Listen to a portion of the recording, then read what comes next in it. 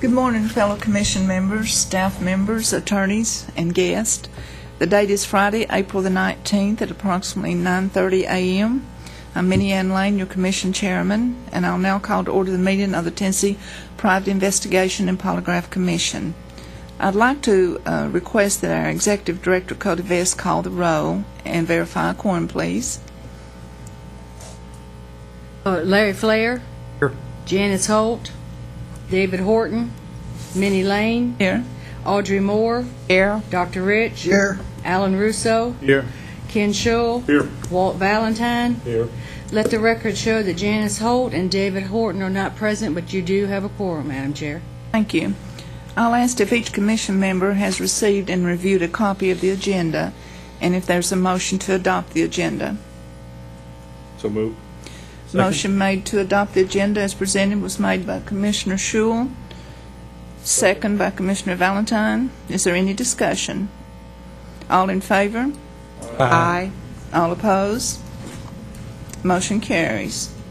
And if each of the commission members has reviewed the minutes of the February 15th, 2013 Private Investigation Polygraph Commission meeting, I'll ask if there's a motion to approve these minutes as they are presented. So moved, Madam Chairman. Motion was made to approve the minutes of the February 15th, 2013 Commission meeting as presented was made by Commissioner Moore. Is there a second? Second. Second by Commissioner Russo. Any discussion? All in favor? Aye. Opposed? Motion carries. At this time, I'd like to respectfully call on our Executive Director, Cody Vest, to make some announcements and introduce some people. Yes, thank you. We do have special guests with us today, but I'm going to turn these proceedings over to our Assistant Chief Counsel, Robin Ryan, please. Assistant Chief, I just got a raise. Oh, did I? Oh, that was Laura. Oh, you're just... Sorry. Wrong name. Gentlemen. Assistant General Counsel. Let me correct the record. Someone else was going to go first, and she's not with us right now.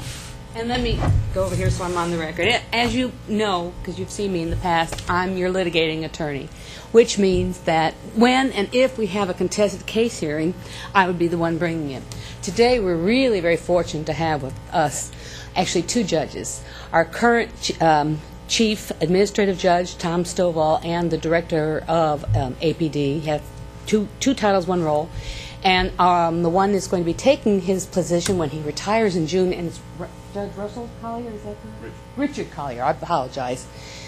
And what Judge Stovall is here today is to enlighten us on administrative hearings because we have one coming up. And as far as we remember and can see, we've not done one here with you in your position. Before I turn it over to the judge, I wanted to explain just a little bit on how this sort of works. How many of you ever testified in court? Okay. This is not like court. Okay. It's not going to be that way at all. In that, you guys will be essentially the jury as well as determining what facts, and the judge is going to be, he's going to tell you his role, he's going to be monitoring. But that, it's a different thing, and that's why we have to concentrate on today. But before we get there, let's explain the inside process. When a complaint is filed, your attorney will review all the facts along with the director. Then they will get both sides of the story and they'll present it to you anonymously, and you will determine whether or not in legal terms there is what we call probable cause. That is there enough, a question here or enough what we think is a violation to go forward to make a determination that someone should be either punished or addressed on the issue. Then the respondent has an opportunity to comply with the consent order that you've approved. This has all been done anonymously for you. After that fact, if they have not responded or they are not happy with the determination, they have a right to a hearing because their license is a property right. So they have a right to come before you and have their side and all the facts presented, and that's where you would come in. Now, in the years that I've been doing this, we haven't had any that have gotten to this point, but we do have one that is coming up, and therefore it was thought, and it's a good thought, that perhaps we ought to talk about how to be prepared for it because it's not like you see on TV. And that's what we're going to have with the judge today, telling us not just the procedures, but your role in the matter and what you can expect and not can expect, so that we can be prepared, so that we can go forward with confidence and hopefully fun or reasonable facsimile. But I'm going to turn it over to the judge. I do have an outline for you, and I will let the judge.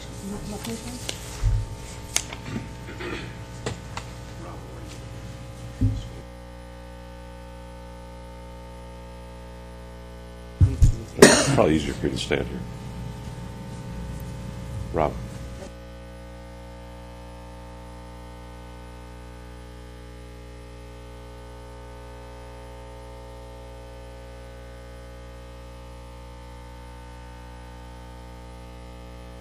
Good morning. Appreciate the opportunity to come and speak with you this morning, explain a little bit about the process. Selfishly, it always makes our job easier when the boards and commissions that we sit with understand the process. I noted what Ms. Ryan said about it not being like on television. I was involved not too long ago with a rather contentious hearing before the Board of Medical Examiners that went on for weeks and weeks. Hopefully you all won't have anything like that.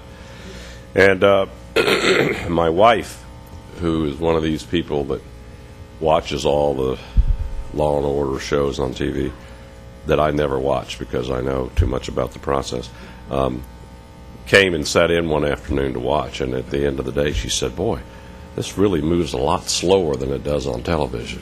And I said, "Yep, that's right." So I want to tell you a little bit about my office and who we are, so you'll understand who the judges are going to be that are assisting you in these hearings, and then we'll go through the process of the hearing, and then I believe we're going to show you a little bit of the deliberation portion of a recent hearing that was conducted by the Real Estate Commission, right? That I actually was involved in about a month ago, and that will kind of help you see it live. There are 15 administrative judges in my office. I'm the chief judge. Judge Collier is the assistant, and I'm retiring in June, and he's going to be taking over. So you may not be seeing me much after today, but we have what I refer to as a general jurisdiction. Of course, we're all lawyers. We don't practice outside. We don't have private law practices where this is what we do full time. We docket about 5,000 cases a year before all the various state agencies, and we, of course, hear cases on behalf and sit with all the regulatory boards, with the Department of Commerce and Insurance, which would be that I'm sure you're familiar. All of the health-related boards, doctors, nurses, dentists, etc., all the environmental boards. We hear all the TennCare medical appeals, Alcoholic Beverage Commission, state employee civil service cases, you name it, we do it. But that just kind of gives you an idea of who it is that's going to be coming and sitting with you. These are all they're professional and very experienced administrative law judges. Some people who don't know the process assume that all we do is we sit, say, with this commission, or we only sit with the Board of Medical Examiners. No, that's not the case. We've got this group today, and then Monday morning we'll be doing a hearing with some totally unrelated matter. A lot of what we do, we hear sitting alone, and the judge will hear the case and issue what's called an initial order that's reviewable by the agency. Some of the cases that we hear, we hear like we will be sitting with this commission, in which we sit, and as Ms. Ryan said, it's essentially like a jury trial. You all are the jury, and so again, I just want to give you an idea of what we do and the experience level that the judges have that will be assisting you in these cases. When the complaint is filed and as Ms. Ryan said, you all have your internal process as to how that works. We are notified. My office is notified by someone in Ms. Ryan's office that says we have a hearing, and so whenever this case comes up that she referred to, they'll contact my office, say we have this case. This commission's going to meet on whatever day, July 1st, and we need a judge. And all the cases, and by and large, all the cases that come in to my office, we're assigned a docket number, and we just assign it on a rotating basis to the judges. So it could be anybody in the office gets it. Once that judge gets the case, the judge then will contact the parties. If there needs to be any preliminary work done, pretrial motions, probably have a pre-hearing conference, a telephone conference with the parties if possible, to just find out what's going on with the case, what it's about, try and resolve some preliminary matters. So in most cases, in most instances, by the time the judge walks in here,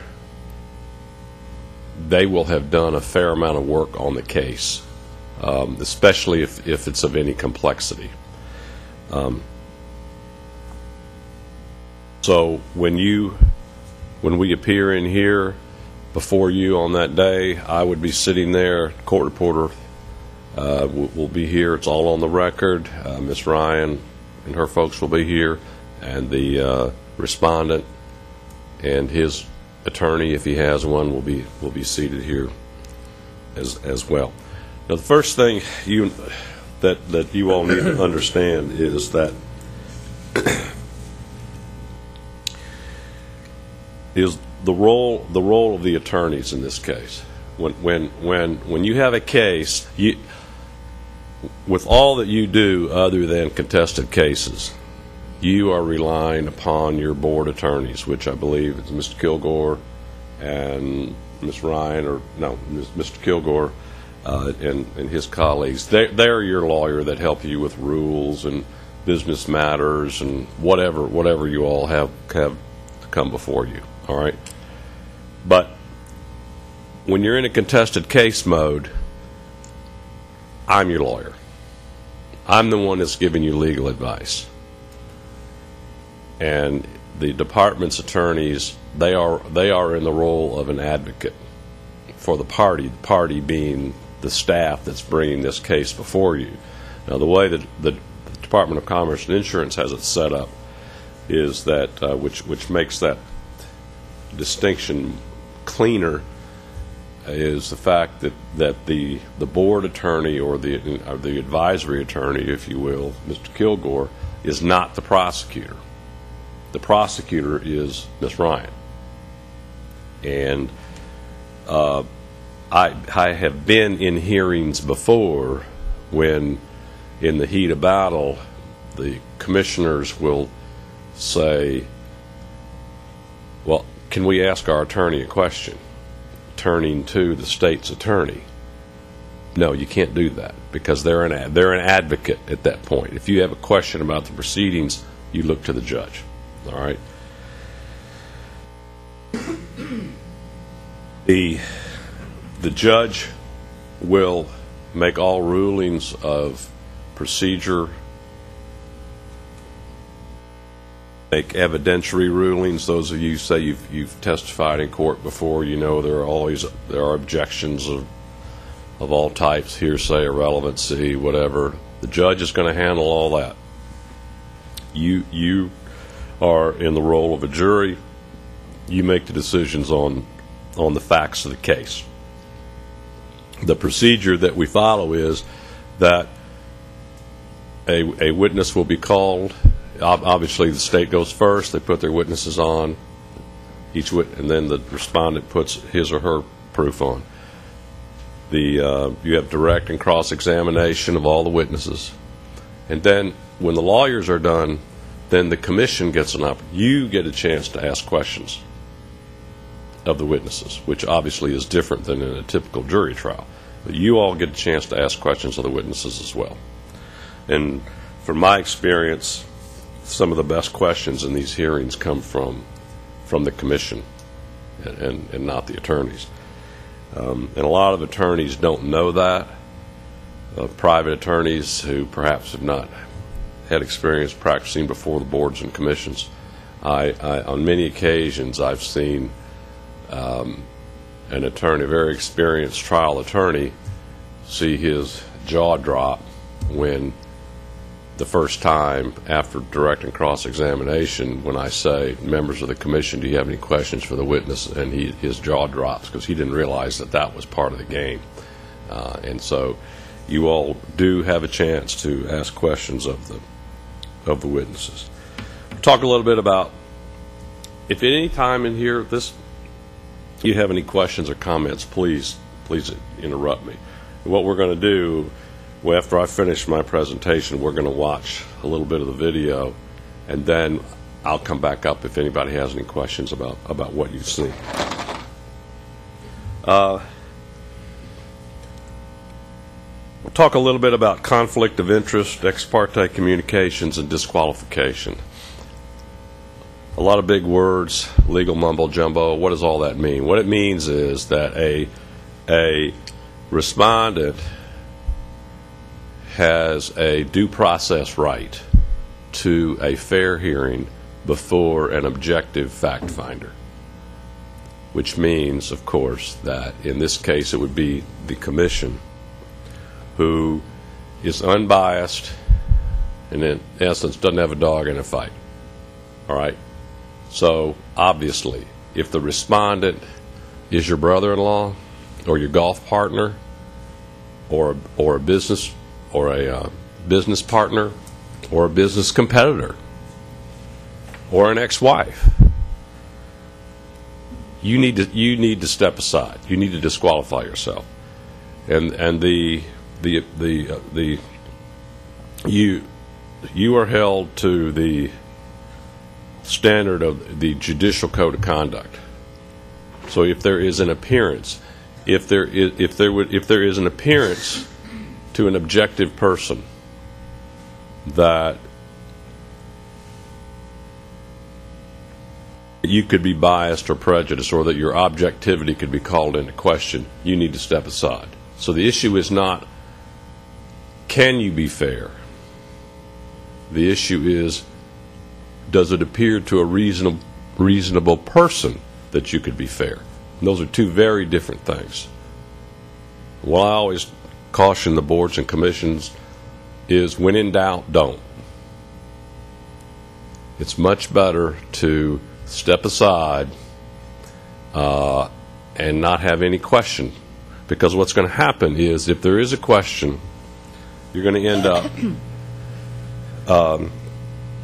like what happened to the dental board in the case called Cobble. This is some years ago, but essentially what happened was the board members had all, and we'll talk about it a little bit later, but basically the board members had all received prior information about this case. They didn't disqualify themselves. The case went forward. When it got appealed, the chancellor disqualified the entire board, reversed the decision, sent it back to retry the case, and had the governor appoint an entire special panel to hear this case, because the entire board was disqualified. So this is serious stuff. So conflict of interest, that's obvious. I think most people have a basic walking around knowledge of what a conflict of interest is. Ex parte communications, what does that mean? What it means is, have you received communication about the case from one side without the other side being present? This happens a lot with the boards and commissions, and 99% of the time it's completely innocent. Let me tell you how that occurs. Ex parte communications. Did somebody involved in the case communicate with you about the case before you heard it? And if so, you need to put it on the record. If it's bad enough, you need to disqualify yourself. Again, most of the time it's totally innocent. You all are members of your community. your active community members, you're a member of your professional association. If you weren't, you wouldn't be on this committee, on this commission. You talk to people, you know people. So someone might say to you at a meeting, or at your church or your Kiwanis Club or at your professional association meeting, so on and so forth, somebody might walk up to you and say, Mr. Valentine, I read that you all have a case coming up on John Smith. I know that guy. Let me tell you about it. Totally innocent. He thinks you're on the commission. You need to know this stuff. You can't have that conversation. When you start hearing that, you need to say, stop, I'm sorry, I can't talk to you about that. Letters. You'll get letters from people. That's what happened in the Cobble case. This was a very bad situation with a dentist, a tragic situation where a child had died in the dentist's chair. And so when some member, I don't know who, but someone had sent letters to all the board members about the situation, and they had all read it, and they didn't. And when they got into the hearing, what happened, to make it even more comical, was the judge asked them on the front, and the judge is going to ask you on the front end, does anybody have received any ex parte communication, so on and so forth. No, Judge.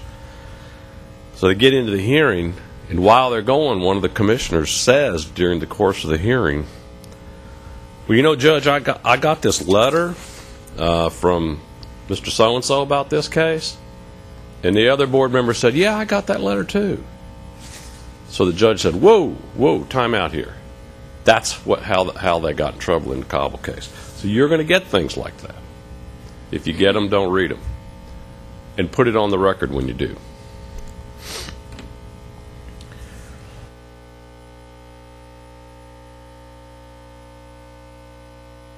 Sunshine Act and Open Meetings Act apply to these cases.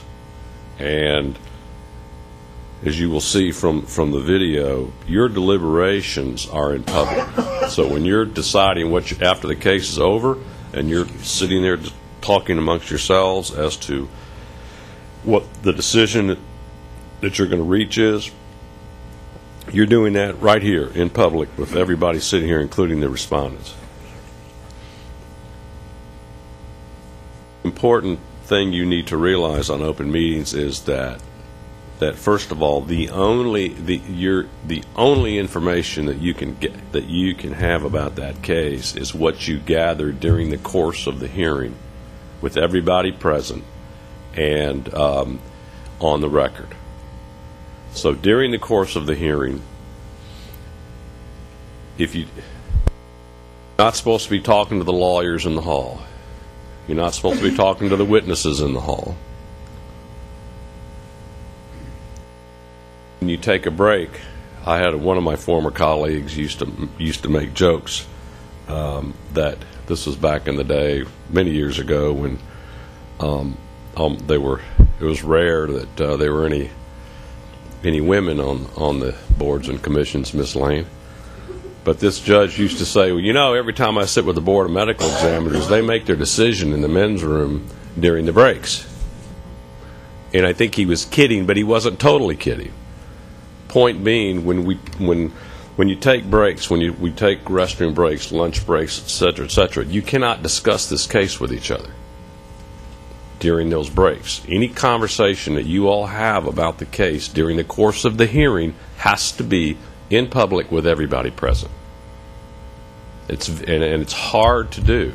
Hard to keep that in mind. If we've been sitting in here all day long hearing witnesses and we take a break and you're walking down the hall going to and Mr. Rich and Mr. Valentine are walking into the men's room together, it's hard not to talk about what you've just been hearing for 8 hours, but you can't do it. Okay? Another thing that you need to keep in mind when we're talking about disqualification and appearances is think about how you look to the people on the outside. And this is something that even in all the years that I've done this, I still have to remind myself of this. You're going to see Mr. Kilgore and you're going to see Miss Ryan all the time, if you're doing more and more cases. You're going to see the judges all the time. That respondent that comes before you, hopefully you all have never seen him or her before, may well not have ever seen that lawyer before. Their view is, and I can tell you, the view of the regulated community out there is, if they get a notice of charges and they're coming in to defend this case, it's the state, all right? And they think the deck's stacked against them to begin with. So you got a guy who's coming in here from Dyersburg. He's coming to Nashville to defend himself before the state. And he's not making fine distinctions between Mr. Kilgore's role and Miss Ryan's role and my role and your role. In his view, it's all the state. So when he walks in here with his lawyer into this room with the commissioners sitting around, it's a fairly intimidating feeling. But he's got to know that he's getting a fair trial. So if he walks in here in the morning and prior to the hearing, you all are standing around at the coffee pot shooting the breeze about the Titans game with Miss Ryan, Mr. Kilgore, with the witnesses, may not be talking at all about the case. That person is walking in here thinking, why am I even here? These people, they all know each other. You know, I don't have a chance. I'm the only person in the room that doesn't know everybody else. The appearance is that he's not going to get a fair trial. And when he leaves here, I always say, in all the cases that we do, that half the battle is being fair to the parties, but the other half is to appear to be fair. Because if that person walks out, I mean, if somebody who loses one of these cases, they're not going to be happy, all right? But what you don't want is, you don't want that person to walk out thinking, pardon my French, that they got screwed, all right? That the deck was stacked against them. Because that undermines the credibility of this commission. So when they go back home, and that lawyer goes back home, talks to his bar association, and that person goes back to their community, you want them to be able to say, you know what, that's a legitimate operation up there. They gave me a fair shake. I lost. But you don't want them going back saying, oh, that, you know, that bunch up there, you know, they're just in the pocket of the state. Have that lawyer go back to his bar association and say, oh, all those boards and commissions up there in Nashville, it's a joke. You know, there's no point in even defending these cases. You don't want that.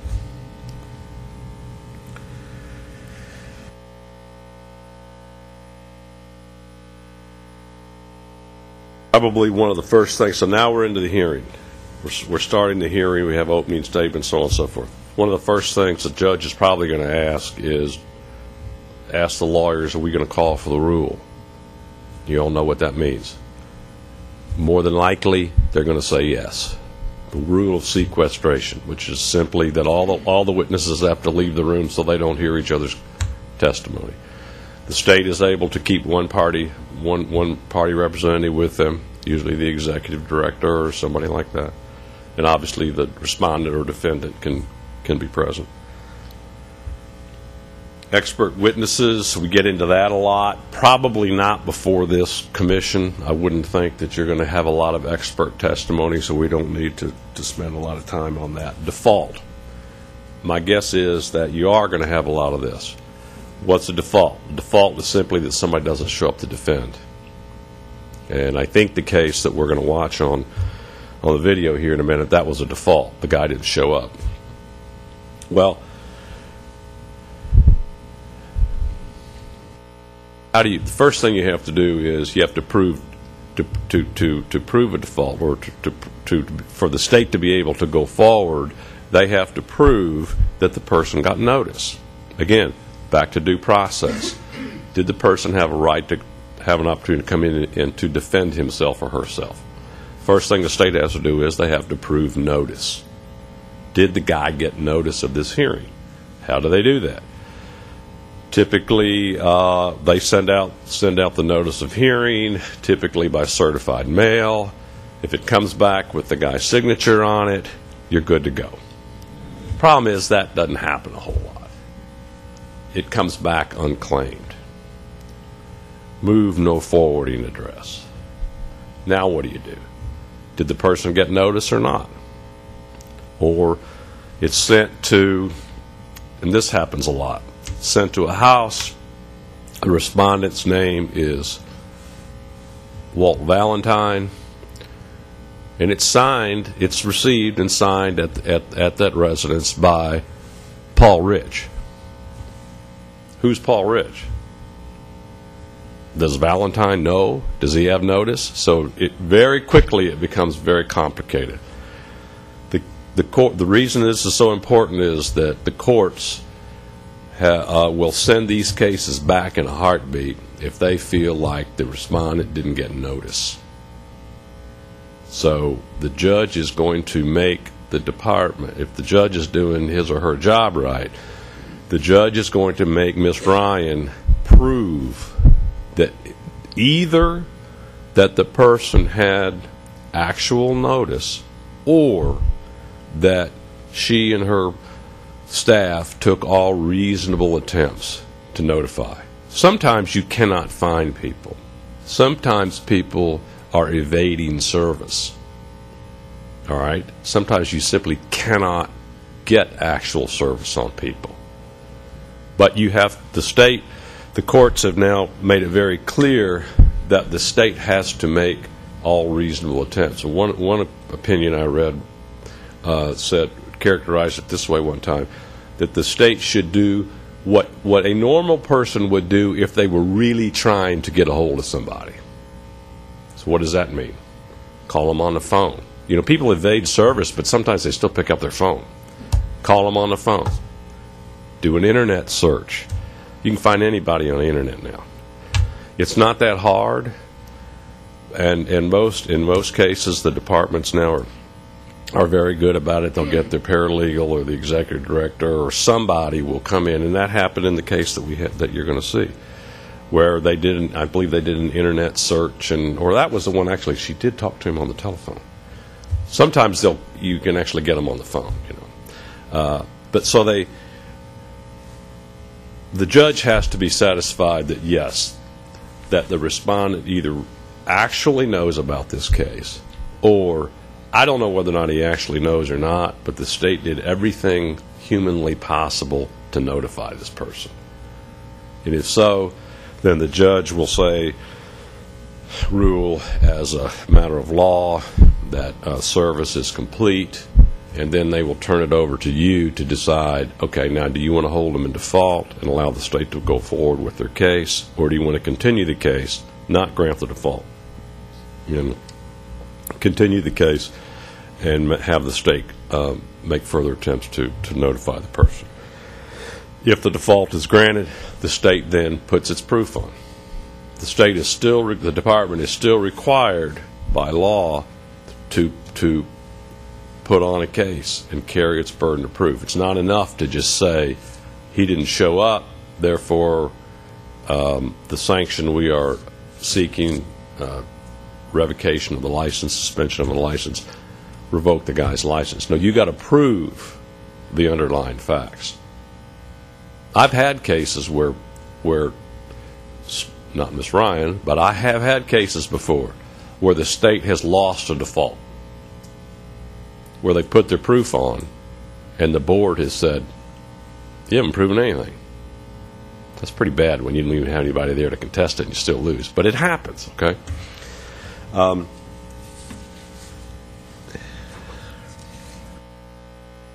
So we went through,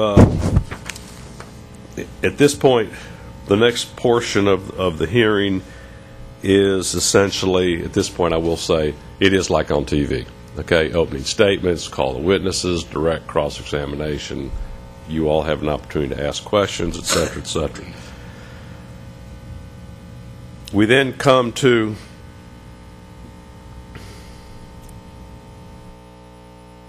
what I'll say is the hard part for you all. Sitting and listening is the easy part. Now you got to make your decision. The judge is going to give you a charge on the law, just the same way if you're in circuit court or criminal court, the judge charges the jury on the law. So they're going to explain to you what the law is, what the charges are, what your obligations are, et cetera, et cetera, et cetera. You then begin your deliberations. You need to, at the end of the day, you are going to come up with what is called a final order. And a final order contains findings of fact and conclusions of law. And it is the document that will be the final order or the final decision of this body. You are going to have to articulate the facts that you find have been proven, and articulate whether or not there are violations of your law, and articulate what if any sanctions are appropriate. That's all done on the record. The order then typically will be drawn by Ms. Ryan or someone in her office, not on that day, but very quickly they'll draft the order and get it signed by the chairman.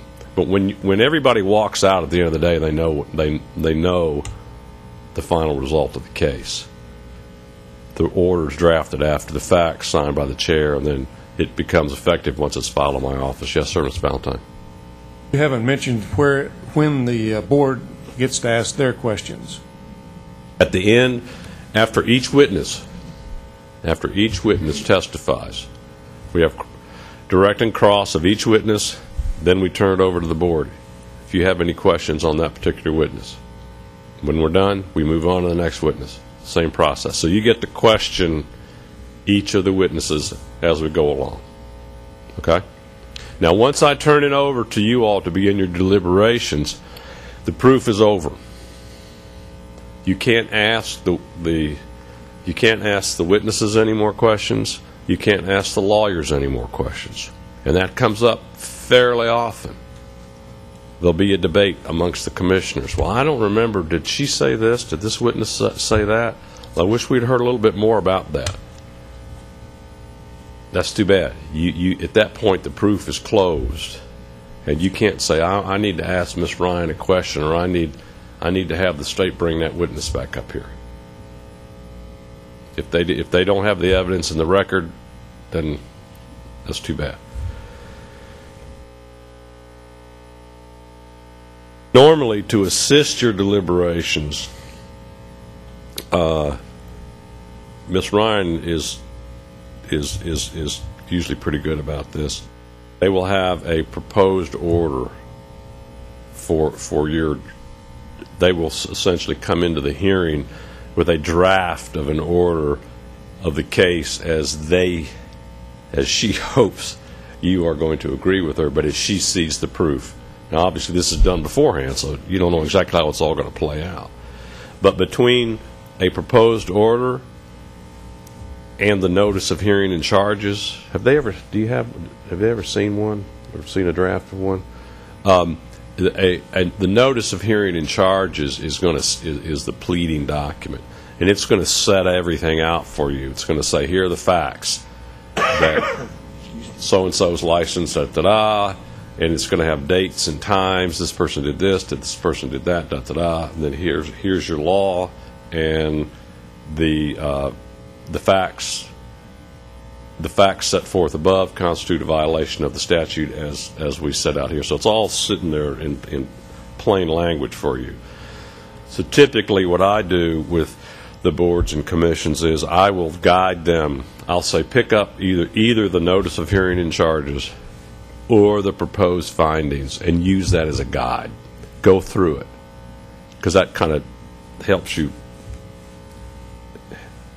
organize your thoughts. But it's very important to keep in mind that the notice of charges and the proposed findings, they're not proof. They're not proof. It's a pleading. So just because Ms. Ryan has written it out in her proposed findings or written it out in the notice of charges doesn't mean it's true. She had to have proved that during the course of the case. That's why you need to go through it and make whatever modifications you deem appropriate.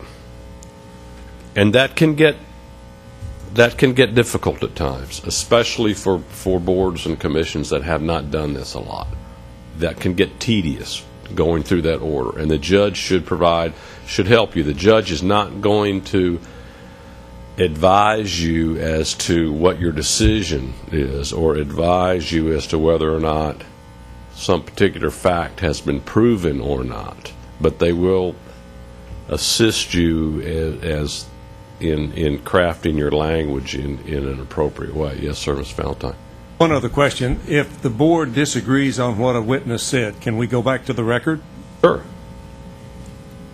But and how do we do that? Well, part of it is you may have exhibits in front of you. I have even had it where the court reporter's sitting here. So I have had times when we've had to get the court reporter to go back and read what was in the record. And ultimately, it's your decision. And ultimately, it can come down to how many people are up there? 6? Well, 7? It could come down to a 4-3 vote. You know, you all are the sole determiners of credibility. You either believe somebody or you don't. What you're going to find is people. Well, you know this from your profession.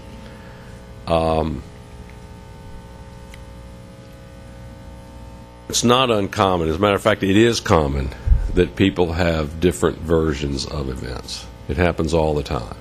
If you didn't have different versions of events, we wouldn't be here. Some people are just out and out telling a falsehood. But in most instances, it's people that are testifying honestly. They just recollect things differently, or they just made a mistake, or whatever. But you all have to sort all that out. Yes, ma'am. That in on a formal hearing, I'm curious as to how many have. Of what? I didn't say a lot of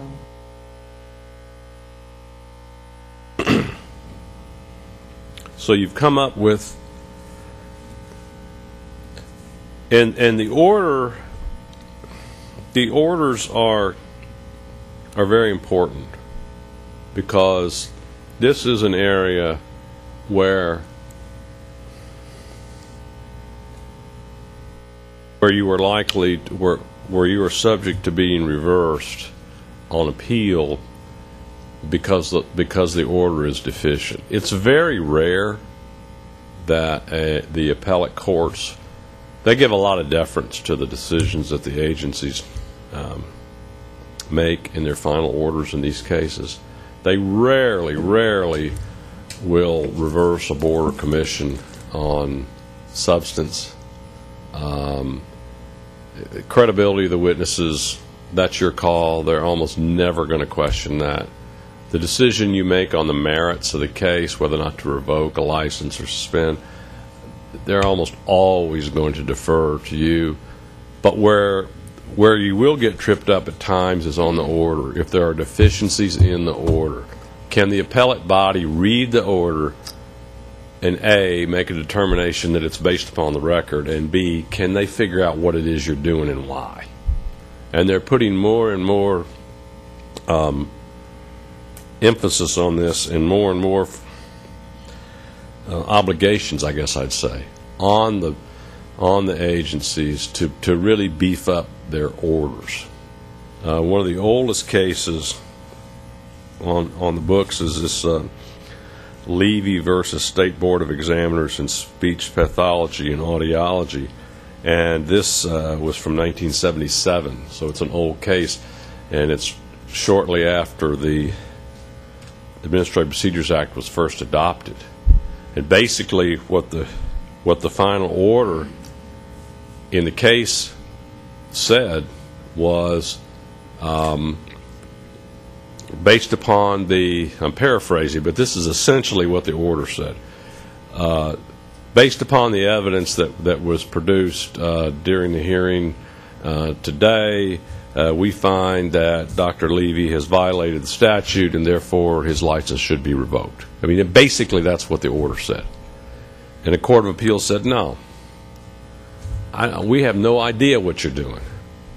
What evidence? Tell me what facts you found to be true. Tell me why it is that justifies revocation of a license.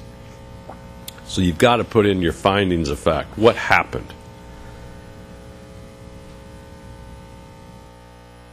Another case that came down about 2 years ago, the Zane case before the Board of Medical Examiners, where the court said, well, it's not enough to simply list the facts and the conclusions of law. You've got to link the facts to the violations. So when you're doing your deliberations and in your order, you've got to say that you've already, typically what you do, you start out, you get your facts straight. And then when you're in your legal conclusions, you say,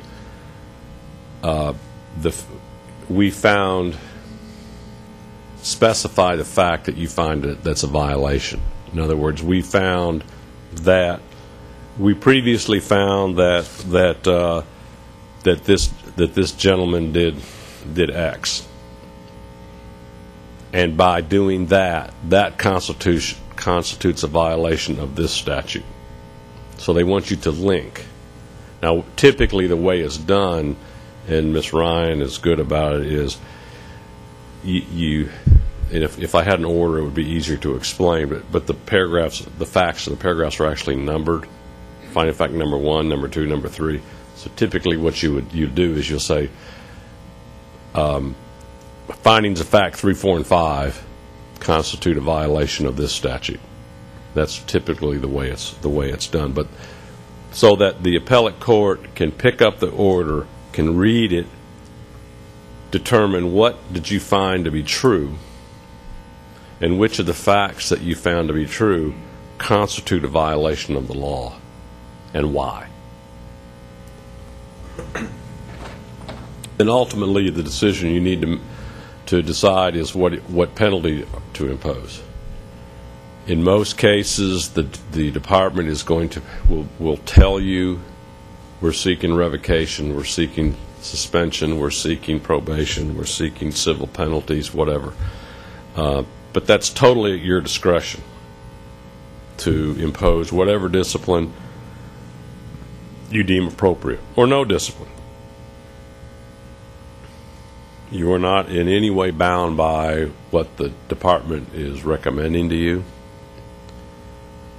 And it also, of course, must be within the scope of your statutory and regulatory authority, which the judge will provide you with guidance on.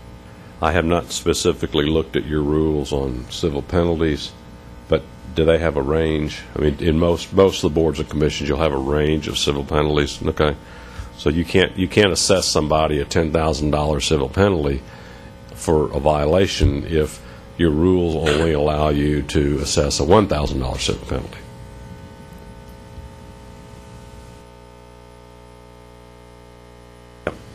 Can you explain that if they were to assess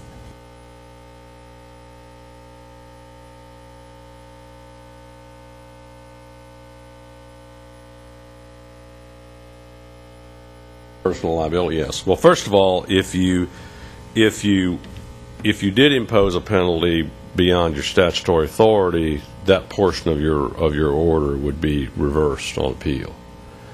But it's also, what Ms. Ryan is saying is, it is also theoretically possible that it could arguably subject you to personal liability, because you're at this point you are acting beyond the scope of your authority, and someone could sue you and say they've assessed me $1 million fine, and it's clear in their rules that that they don't have authority to beyond a $1,000 fine, and everybody should know that. They should know that they were being arbitrary, capricious, et cetera, et cetera, et cetera. And so it's theoretically possible that you could subject yourself to a lawsuit on that. I have not seen that happen, but it could happen. Yeah, Judge, and if you would just go on that a little further, it's not just limited to the city.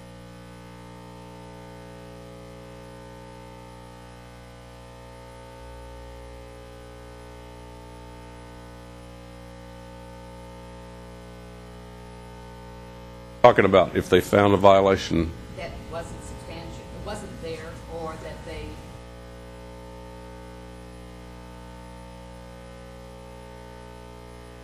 Okay. And the reason I say that is because that case that came out a couple of years ago.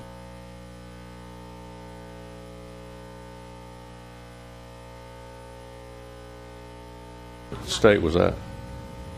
I don't... Was it? What was the? I'm not familiar with that. What was the argument? Oh, well, they were being capricious. They made a finding that...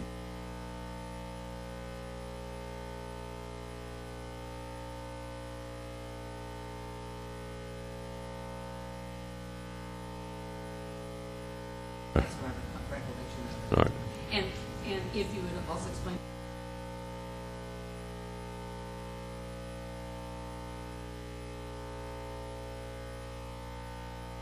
Right. So, in essence, in the unlikely case that somebody would sue you, you're going to be you have immunity in your position. The Attorney General's office would provide representation, et cetera, et cetera. However, there are always exceptions. There's exceptions to everything. And if you simply, if the allegation was that you were acting so far beyond the scope of your authority,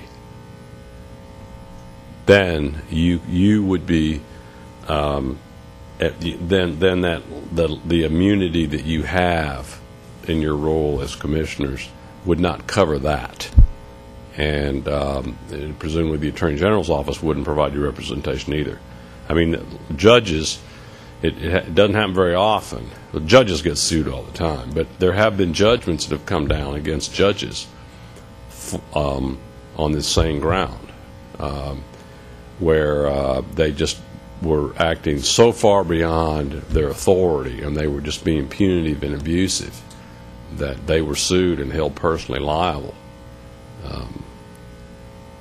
So it is possible, but I don't think that's going to happen. But what is more likely to happen is you and the administrative judge should pull you back on this, is if you're finding violations that are outside of the record. I had a case just the other day where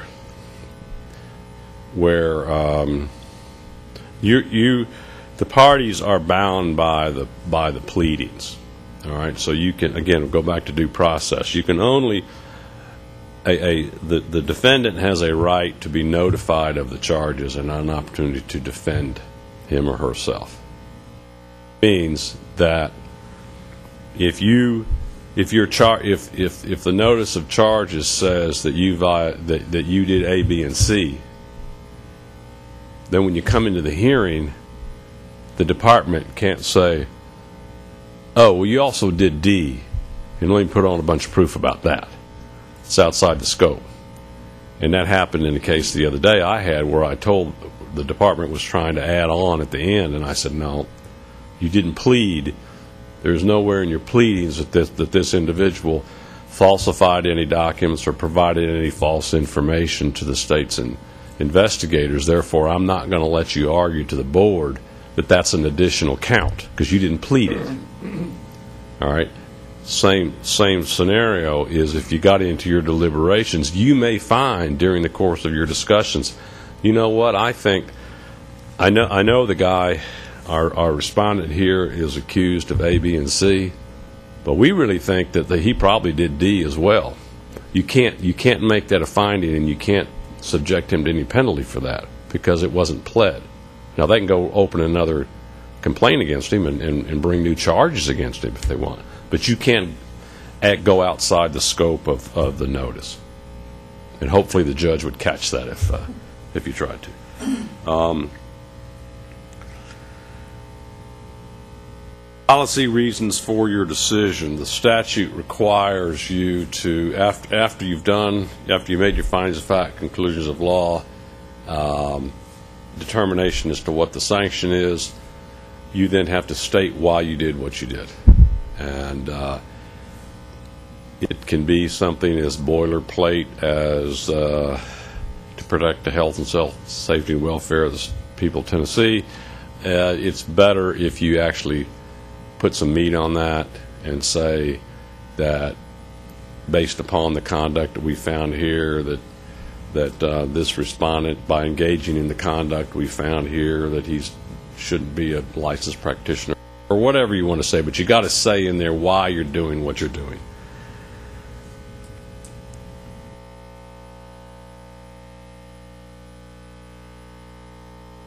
Two other quick things I want to touch on, and then maybe we could watch the video. There may be times when issues will come up that the judge is going to need to take up with the attorneys, outside your presence. Again, if you've ever been in a court proceeding, it's not that unusual for the judge to send the jury out. And that happens in these cases as well. So we try and limit that as much as possible. That's simply, obviously, so you all don't hear things that perhaps you don't need to go before you. And so I know it's frustrating sometimes for the boards when they have to get up and leave, but understand what's going on and understand that the judge is doing his or her best to move the proceeding forward, but to deal with whatever this objection is or this evidentiary issue that's come up that needs a discussion on the record without you being present. Okay? Final thing is, and I don't know whether or not you all will ever have this issue or not, but it happens a lot with some of the other boards and commissions that we sit with, is if you have a case that you can't finish in a day. It happens all the time with the Board of Medical Examiners. It's kind of frankly, it's somewhat of a flaw in the system, I think, anymore. But it is what it is. You might well have a case you can't finish in a day.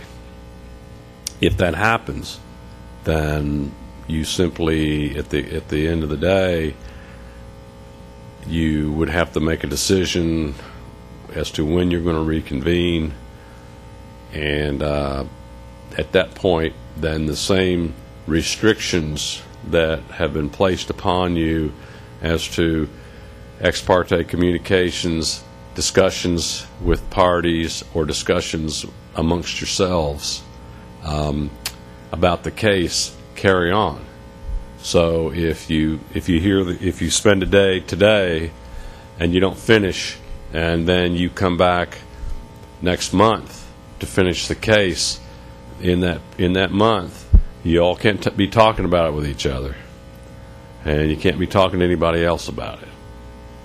Or if you have a case that maybe you have a 2-day session and we go late and then we don't finish, we're going to come back in the morning and finish it up.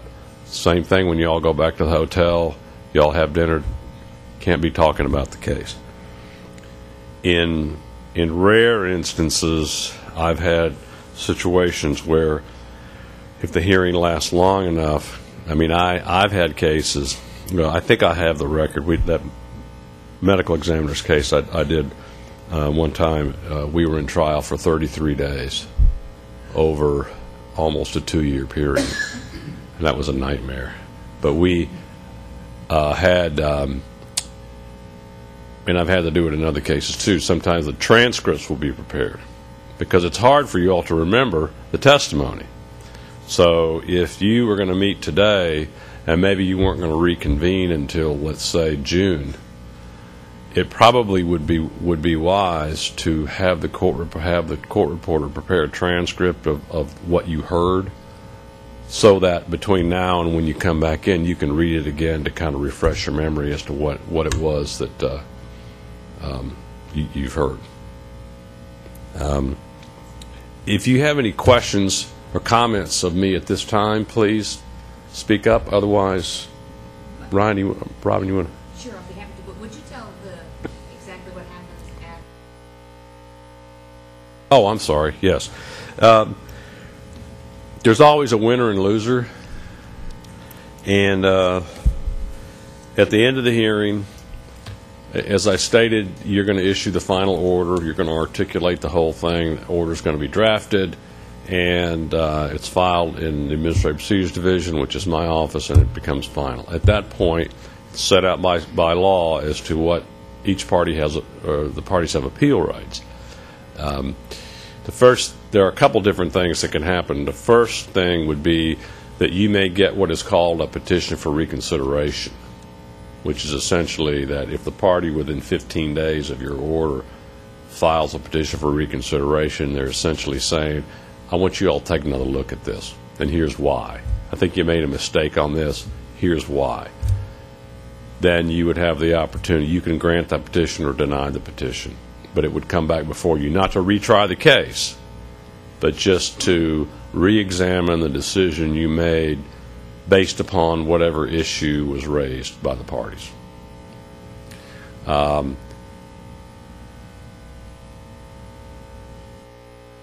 Party can also, the first level of appeal in these cases goes to Chancery Court here in Davidson County. Beyond that, it goes up to the Court of Appeals. But the appeal is on the record. This is the trial. This is the trial. So if it gets appealed to Chancery Court, what goes to the Chancellor is the record of the hearing, which would be the exhibits, the transcript, and your order. That's what they review. Okay? They're not hearing witnesses. They'll allow the lawyers to come in and make oral argument, but they review the record. And if the Chancellor finds that you all have made a mistake, then they can reverse it or remand it, whatever. But if the court determined that there was evidence that you should have taken that you didn't take, the Chancellor is not going to hear that evidence.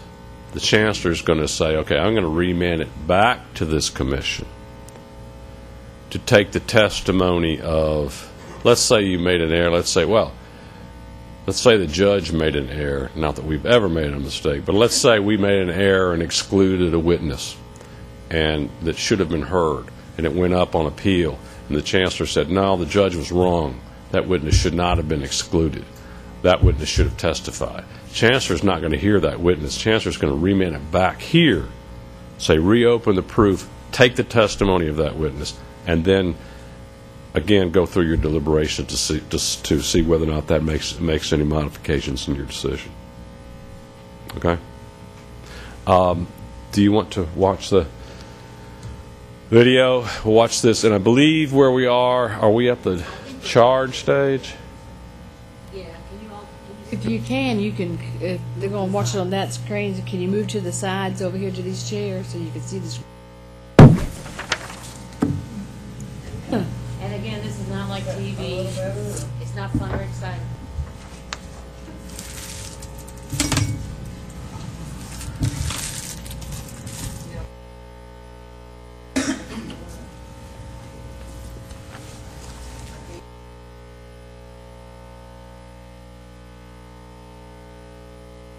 I see now for where you're at?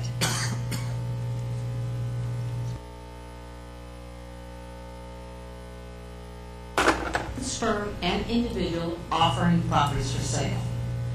I submit to you that's a violation of your laws, and I'm asking you to assess a civil penalty. To make that consideration in your finding today, if Mr. Lane chooses to come back before you, then the law also provides that once there's a finding, you can, of a violation of the law, you can have him come back before you if he wishes to come back and pursue a license, and that he be required to pay all of the court costs in this matter. Thank you. Brian, do you have a proposed order? I do. I've had proposed findings of facts and Proposed conclusions of findings of law. fact, yes, ma'am. And do you have in your proposal, is it set out the range? Or are you requesting a specific civil penalty? Or are you I'm the not range? requesting a specific set. Would I can you, direct them to. since I, as I stated earlier, since I'm doing this on the fly today and didn't bring all of my laws with me, could you or the member of the staff advise what the range is for the Ms. Crop can do penalty? that. She's got the, yeah, go ahead, Julie. Could you do that? Julie, just give the range for that. It's 301. Mr. Ryan, if you want to go ahead and pass that out to the board while Ms. Crop, could you do that for me, please, Ms. Crop? Would you like a copy of That would this? be I'll- even better.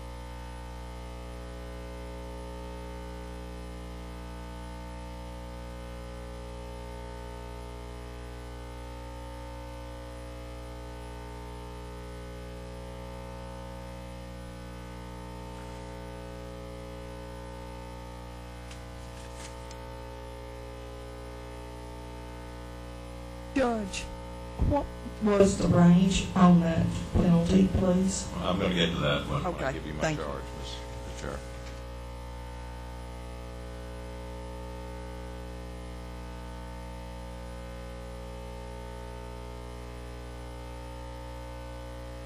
Qualification earlier this morning. In this particular case, I just remember two of the commissioners disqualified themselves before the hearing.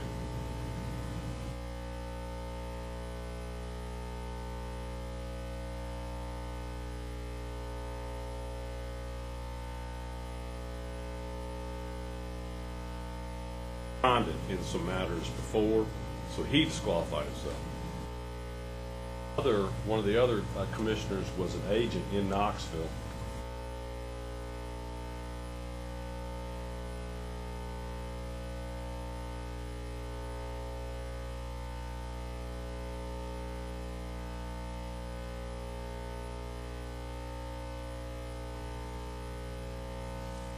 All right.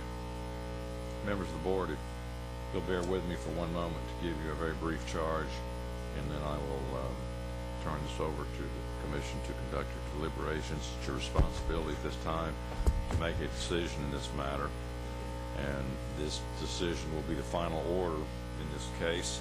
The final order will contain findings of fact, conclusions of law, and a determination as to what, if any, penalty is appropriate should you determine that the respondent has violated any provisions of your statutes and or rules. There's also, that order must contain the policy reasons for your decision. The burden of proof is on the state to show by preponderance of the evidence or as the more probable conclusion that the factual allegations contained in the notice of hearing and charges are true. The burden of proof is also on the state to show by that same preponderance of the evidence that the factual allegations that you find to be true constitute a violation of the statute and or rules as is set forth in the notice of hearing. Ms. Ryan has provided to you a document entitled Proposed Findings of Fact and Proposed Conclusions of Law. This sets out what the state believes it has proven in this case. The Commission is free to use this. The Commission is not to consider this document to be evidence, but the Commission is free to use this in any way it wishes to guide you during your deliberations, and you may adopt the proposed findings in their entirety or make whatever modifications you deem appropriate based upon the evidence you find have been proven in this case. Should you determine by your findings of fact and conclusions of law that the respondent, Walter Lane, has violated the statute and or rules as is set forth in the notice of hearing and charges, in this case the department is requesting the assessment of civil penalties and the cost of this proceeding against Mr. Lane. You are authorized by statute and rule to assess both costs and civil penalties. As I read your rule 1260-2.32, paragraph 2, with respect to any person who is required to be licensed and is not licensed in this state, the civil penalty is $1,000 per violation for a violation of Tennessee Code Annotated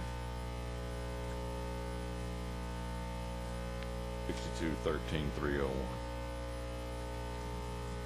As I stated earlier, the decision on the merits of this case is left to the Commission, and I will not participate in your deliberations. However, I will be available for any questions that you might have of me during the course of those deliberations. And again, your decision must be based only upon the evidence that was produced before you this morning.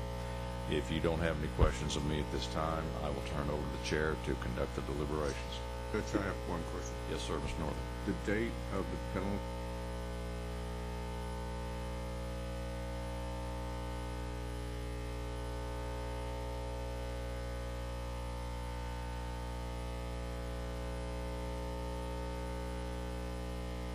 Also, this was a very basic and bare bones charge because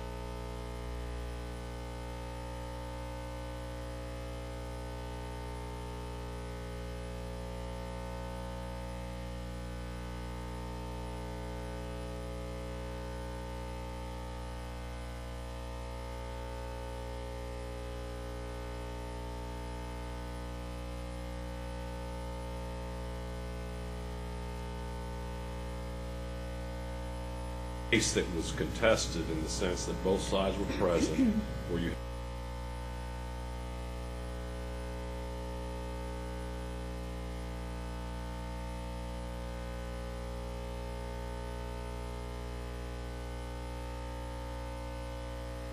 a lot of the judges in my office have a more lengthy charge. I guess I've just been doing this.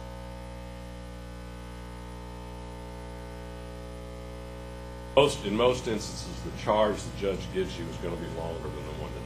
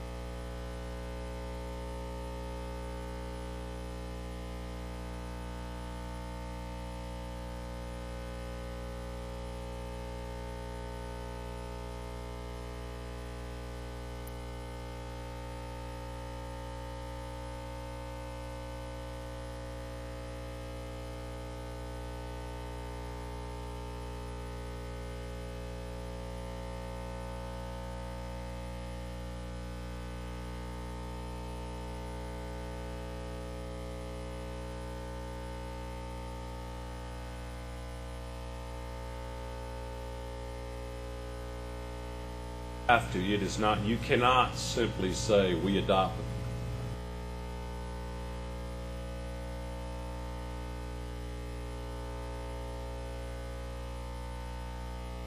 Edit, and you really understand what's in there.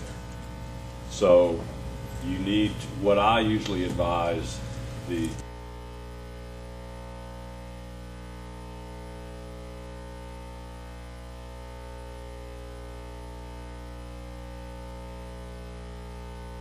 I would simply usually do, or you could simply say, okay,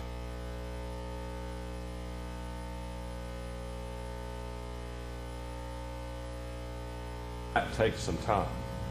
Or you can simply say, does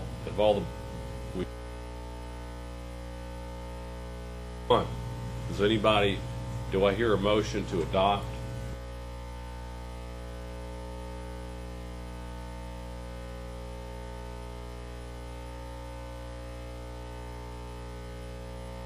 You've got to articulate that you're making a finding on everything that's in.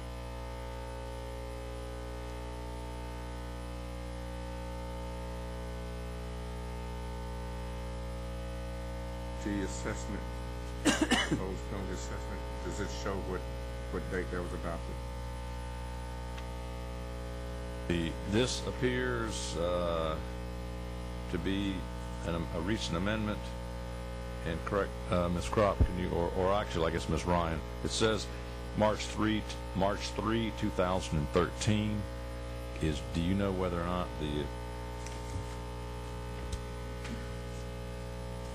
did that civil penalty change prior to March 13? That was the date of the effective date of an amendment. Well, what happened was they were misnumbered. And the previous one prior to that was still $1,000. But what happened was they were off kilter, and so that's why. All right, so that the civil penalty of $1,000 for violation of the statute is the same as it's always been. That's correct. Okay, so that answers your question, Mr. Norman. Yes, that's one of the three that we corrected some months ago. Go ahead, Mr. Chairman. Commissioners, you have heard the testimony. You've heard the charge from the state, charge from the judge. It's our turn now to deliberate and determine what we feel is appropriate in this matter of Walter Walt R. Lane. Anybody have anything they would like to say at this time?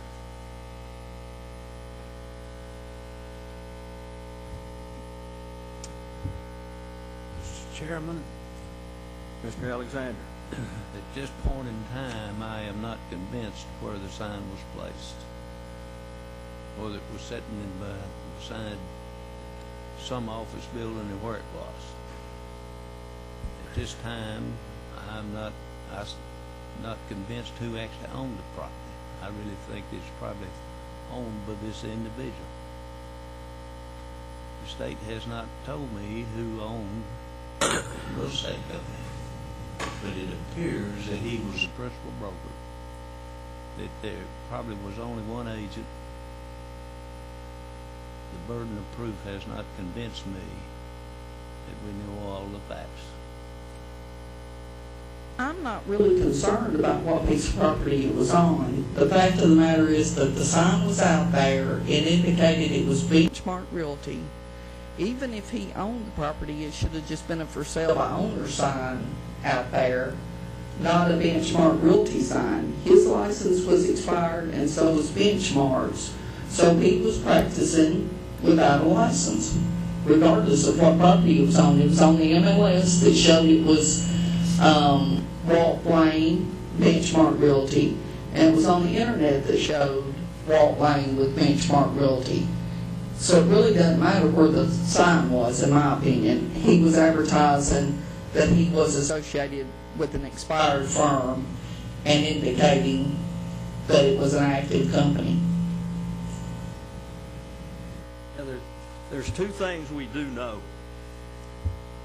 We do know that Mr. Lane's broker license expired December the 17th, 2010, and his firm license expired September the 8th, 2010, and there were two listings in the Knoxville MLS as late as 2012, approximately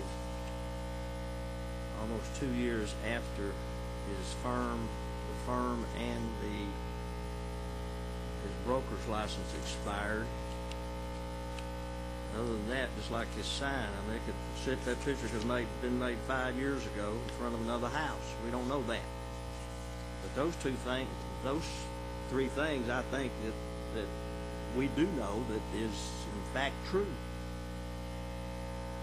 You ready to consider findings of fact? Yes, Commissioner McMullen, we are.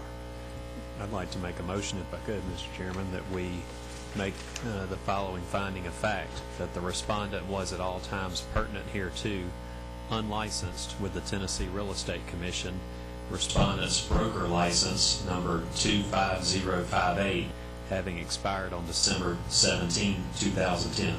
I'll second that.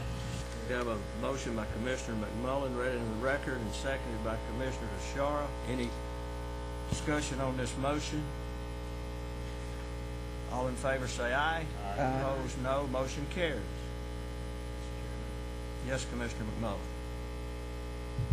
Move that we make the following finding of fact: respondent was formerly the principal broker of Benchmark Realtors, a formerly licensed real estate firm with the Tennessee Real Estate Commission. The firm license number 60094 expired on September 8, 2010. A second.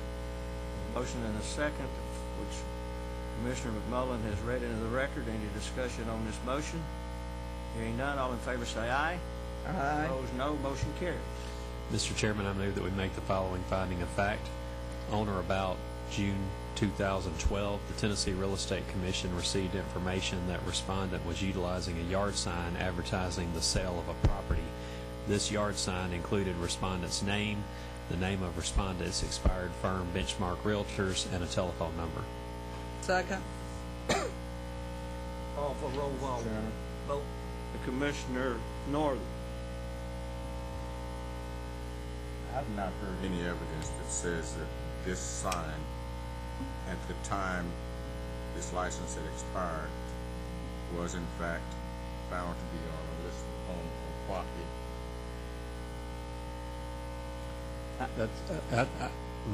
If I could just speak to that, I heard Ms. Kropp testify that whenever she talked on the phone to Mr. Lane, he admitted to her that the sign was on property at or about that time that was listed for sale. Well, unless you're looking at a picture, they were on a telephone call. I mean, somebody could call me and say, is there a sign on the property? Oh, I've got signs on lots of properties. I mean, I don't know unless I'm looking at it. I don't know that this picture is legitimate. Well, but if you only have 2 properties listed, you know whether you've got a sign on 2 properties or not. If you don't have a license. Yeah, especially if you don't have a license. Any other discussion on this motion? Mr. Chairman, I call for roll call. Roll call vote. It's been called for. And the motion is... The motion is on or about June 2012. The Tennessee Real Estate Commission received information. The respondent was utilizing a yard sign advertising the sale of a property. The yard sign included respondent's name, the name of respondent's expired firm, Benchmark Realtors, and a telephone number. That's the motion that was made and has been entered into the record and duly seconded, and that's what we discussed. Mr. Chairman, could I make one comment on this, just to clarify? As I read this,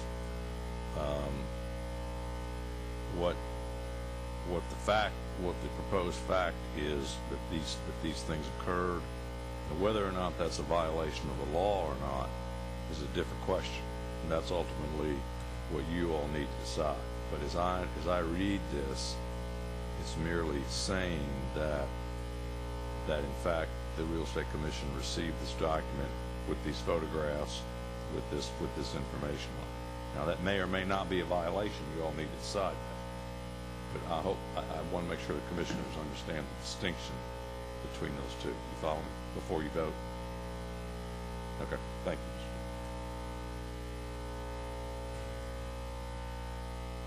you, Mr. Alexander? Oh. Collins? Yes. Tachara? Yes. Grease? Oh, he's gone. Flitcroft? Oh, he's abstaining. Haynes? Yes. McMullen? Yes. Northern? No. Stevenson? Yes. So it's, there's 5 yeses and 2 noes, and 2 abstentions, I guess.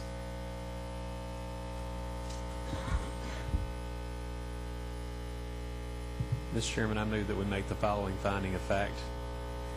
Information obtained from the Knoxville Area Association of Realtors on October 17, 2012 showed that respondent entered listings for the sale of 2 properties located at 953 Gothic Manor Way, Lot 13, Knoxville, Tennessee 37923, and 1221 Huntington Road, Lot 20, Knoxville, Tennessee 37919, on the multiple listing service 33 days prior to October 17, 2012, on or about September 14, 2012. Second. I have a motion by Commissioner McMullen, seconded by Commissioner Northern. You've heard it read in the record. Any discussion on this motion? Hearing none, all in favor say aye. Aye. Opposed, no. Motion carries.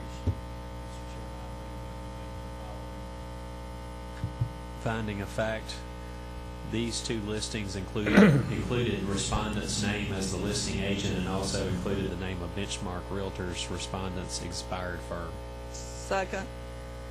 Motion by Commissioner McMullen and seconded by Commissioner Tashara. Read into the record this motion. Any discussion on this motion? Hearing none, all in favor say aye. Aye. Aye. Opposed, no. Motion carries. Commissioner McMullen. I move that we make the following finding of fact. Records of the Knox County Property Assessor, updated October 1, 2012, indicate that the property at 953 Gothic Manor Way, Lot 13, was owned by Candace M. Enos. Second. Motion made by Commissioner McMullen, seconded by Commissioner Tashara. You've heard it read into the record. I'm going to restate the motion. Any discussion? Hearing none, all in favor say aye. Aye. Opposed, no. Motion carries. Mr. Chairman, I move that we make the following finding of fact. Records of the Knox County Property Assessor, updated October 1, 2012, indicate that the property at 1221 Huntington Road, Lot 20, was owned by Candace M. Lane.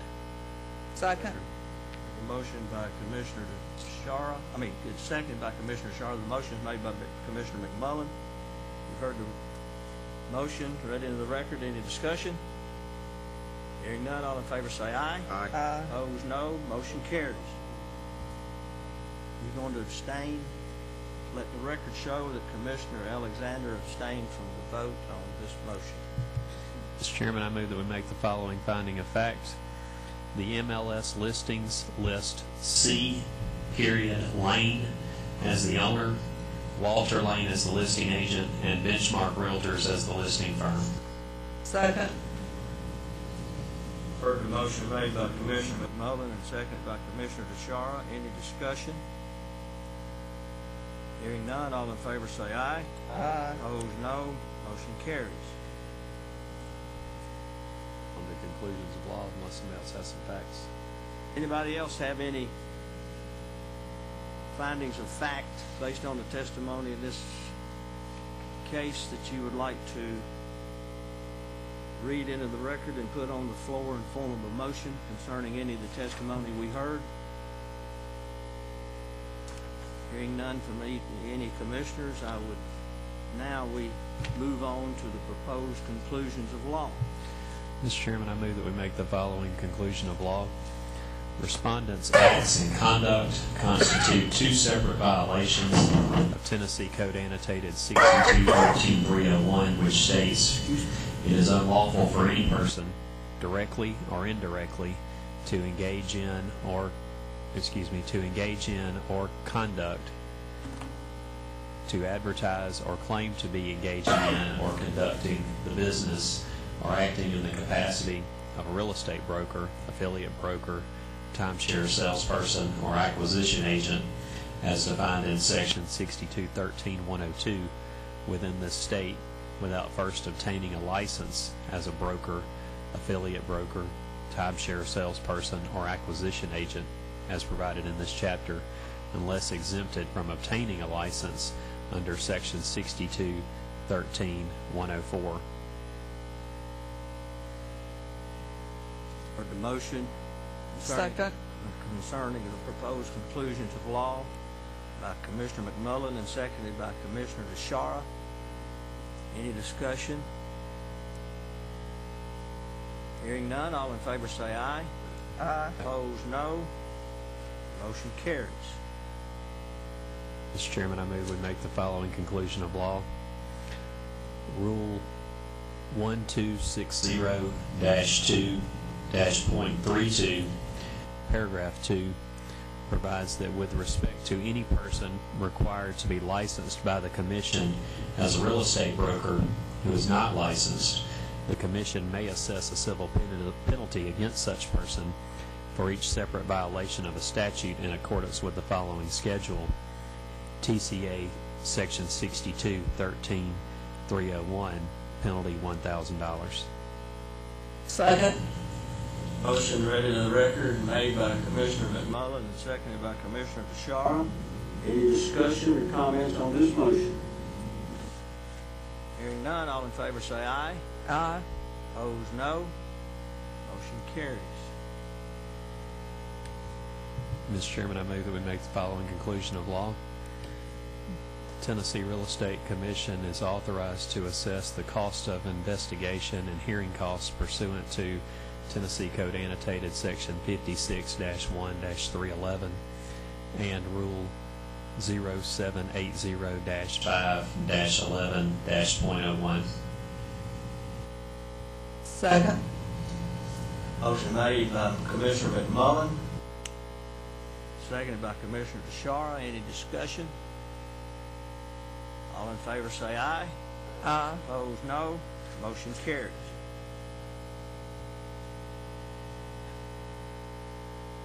Anybody have any other proposed conclusions of law that they would like to read into the record and make a motion on? Hearing none, at this time, it's our duty to determine, based on the findings of fact, the conclusions of law, as to whether or not there's any assessment of any penalty or any other matters we want to take into consideration in this matter. Mr. Chairman, I move that we assess a civil penalty against Walter R. Lane in the amount of $2,000 plus the cost of investigation and hearing costs. I'll second that. We have a motion made by Commissioner McMullen that we assess a $2,000 Mr. Chairman, I call for roll call. civil penalty and also the assessment of the cost of this proceeding. Any discussion on that motion? I'd like to see it reduced to $1,000. Would you like to make that would you like to make that an amendment? I would. We have an amendment. It's been entered into the record for the civil penalty to be reduced from $2,000 to $1,000. Do I hear a second on this amendment? I second the amendment. The amendment has been seconded by the motion was made by Commissioner Collins and seconded by Commissioner Northern. Any discussion on the amendment? Hearing none, I would like to ask Ms. Maxwell to call the roll on the amendment. So this is the amendment just reduces the 2,000 civil penalty to 1,000 plus the cost of the hearing and investigation. Is that correct? Correct. The amendment, Alexander, I'm going to abstain. you're going to abstain. Collins, For the motion. For the motion. DeChara, no. Reese, Flitcroft, Haynes, For the motion. McMullen, No. Northern, For the motion. Stevenson. Yes, for the motion. So the amendment gets 4 yeses and 2 noes and 1 abstention and 2 individuals who were not participating. Now, we're going to vote on the motion made by Commissioner McMullen as amended. Call for roll call. A roll call vote again. And so this will be that the civil penalty will be $1,000 plus the cost of the hearing and investigation. Is that correct? Okay. Correct. Alexander, No. Collins, DeChara, Yes. Grease, Flitcroft, Haynes, McMullen, Yes. Northern, Yes. Stevenson. Yes.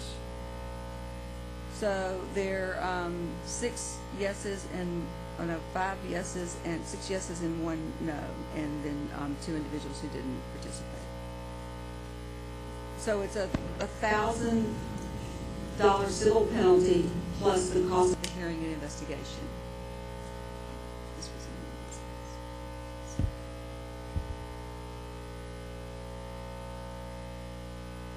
And I'd just like to say the cost, if I could, Your Honor, to address to Ms. Ryan approximately the cost of these proceedings. Unknown. Stevenson, you could, and I say, I don't recall whether or not it's in your statute. I know it is in the statute for the health-related boards. Are you required to have a cap on the cost? No, we're not. All right, no, but you, if you wish, Mr. Stevenson, you could cap the cost. But let me explain to them what it Go ahead. covers right now. We traditionally don't, even though we're entitled to, we don't charge for attorney's time. And we have traditionally not charged for investigation time, which this time would only be limited to the auditor. So the costs that we're looking at are the cost of the judge and the court reporter. And that's why I don't know how much it will be. It depends what they're come up with at the end of the day. Well, I make a motion we limit it to those 2 people then, to be the court cost. We'll put that in the form of a motion. Okay, I'm sorry. We have a motion entered into the record by Commissioner Collins that we limit the cost in this proceedings to the cost of the judge, Stovall, and the court reporter. Second that motion. And I have a second to that motion by Commissioner. Mr. Chairman, could I just for the record, don't put my name in there. Put the administrative judge. The costs of the administrative judge, because actually there's been 3 people involved in this case. Okay. All right. The cost of the administrative judge. There you go. Okay. Yeah, amend that. Yeah, we'll change the wording on that. Any discussion on this motion? Made by Commissioner Collins. Second by Commissioner Alexander. Hearing none, all in favor say aye. Aye.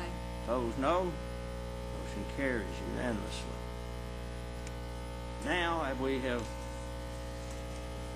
determined the findings of fact, we have determined the conclusions of law, we have determined what we feel the penalty should be in this matter, appropriate penalty should be. Now it is our duty, and we have been charged with finding and establishing and putting in the record a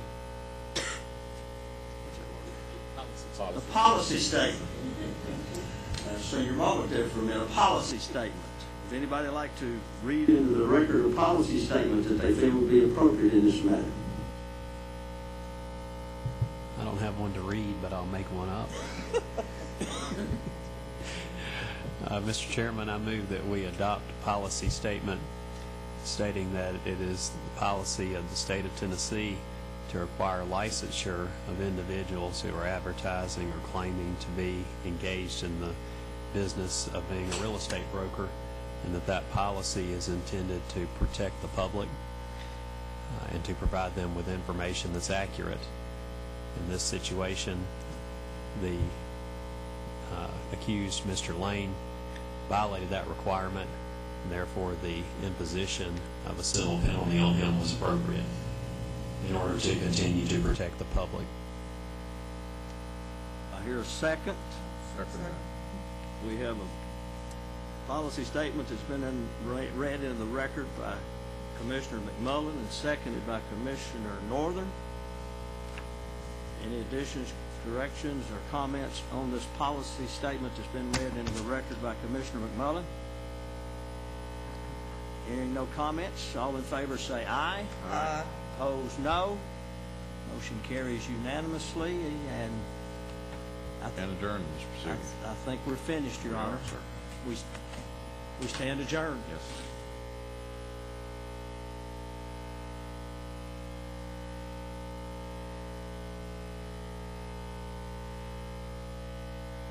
Questions or comments about what you saw? Actually, that was a good deliberation because there was a lot of, I'd forgotten that there was a lot of disagreement amongst the commissioners about exactly what they heard in that case. So you got to see a good discussion there, and I believe Mr. Valentine had raised a question about what happens when there's disagreement amongst the board members. Well, you saw it right there, and they had a number of votes that went down 4-2, and you had people abstaining, and so it was kind of interesting.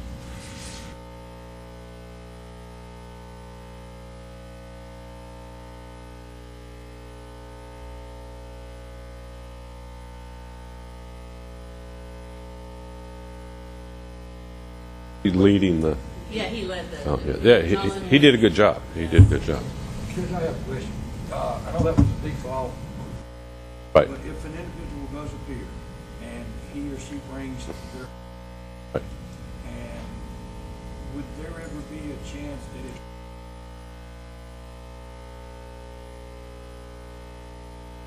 No.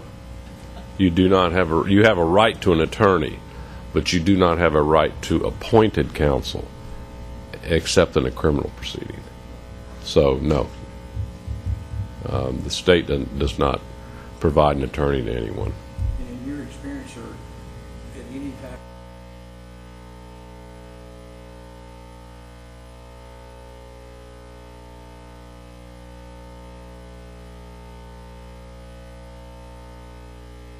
There is a provision in the law that allows someone to recoup their costs, including attorney's fees, against the state if it's determined that essentially there's no basis for the action and it was just a frivolous proceeding. That's rare, but I have seen it, and I have on a few occasions the judges in my office have in fact assessed costs and attorney's fees against the state for bringing essentially an unwarranted complaint. It doesn't happen very often, but anything else? Well, thank you for your attention. I hope you all learned something today, and when the first time you have a case, if you have a judge who is not me, which it probably won't be me, I hope don't blame me. Don't say, hey, that Judge Stovall told us this is how it's going to be. Whoever you have is the one that's running the show that day. All right. Thank you very much, and good luck to you. Thank you for coming, Judge Stovall.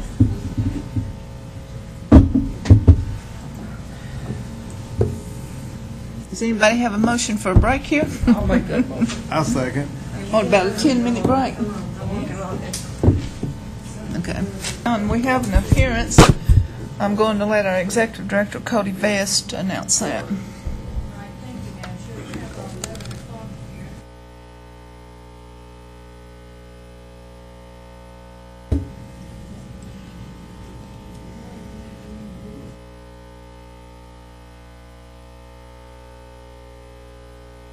You need to sign in, please.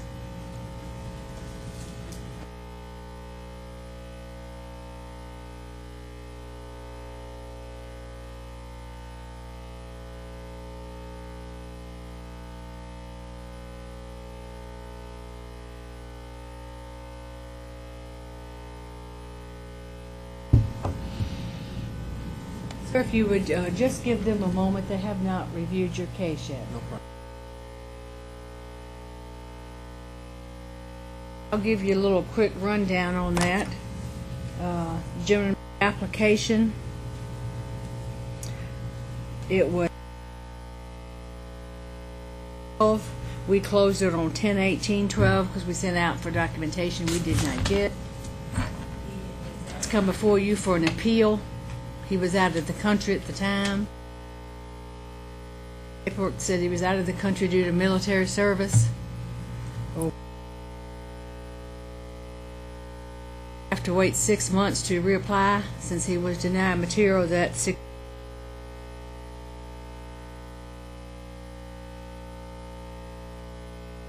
had to reapply, but he's asking to come before you. He's passed his 30 days to ask for that. The reason is, if you read through there, he was out of the country, didn't have the opportunity.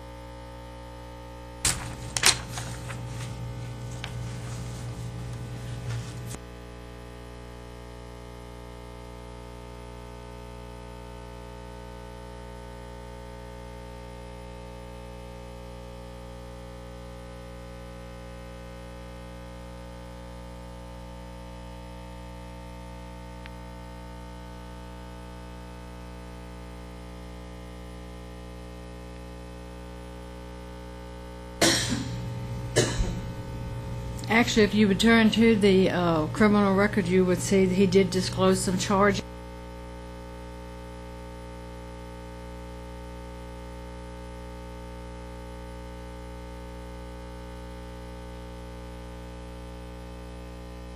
To list a failure to appear on 10/22 of '88.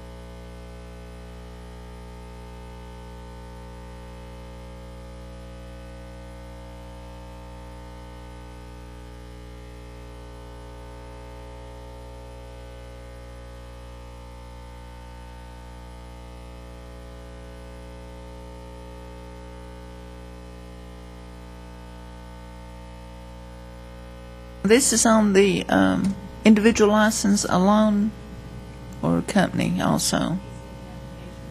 Both.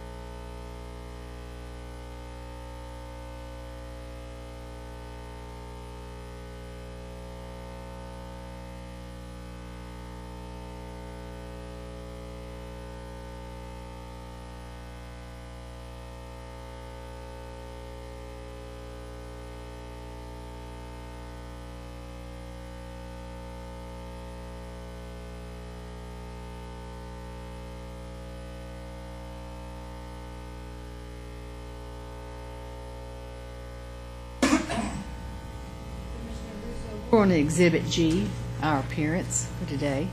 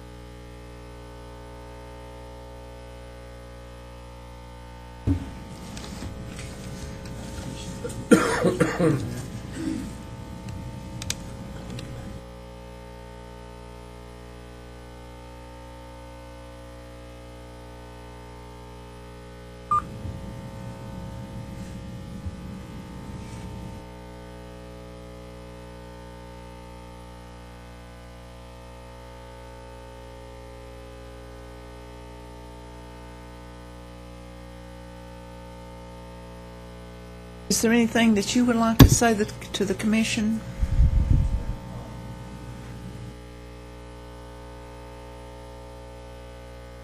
Okay, I got you. Okay.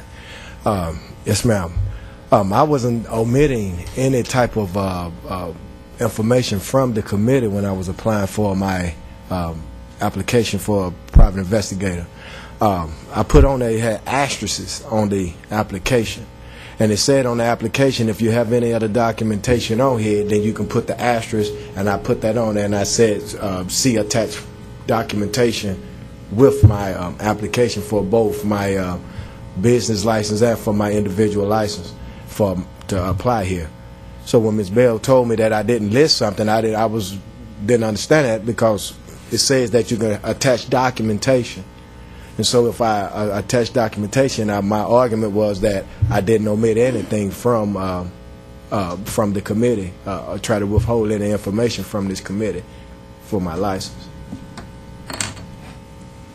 Was everything attached that substantiated? August of 2012, it would have come in with his original app if it.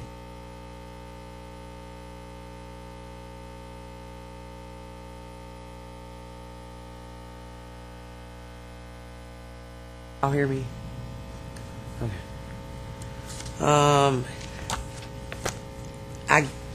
Again, some of these documents really were submitted with his app, but we didn't get the explanations. Well, we got some of them.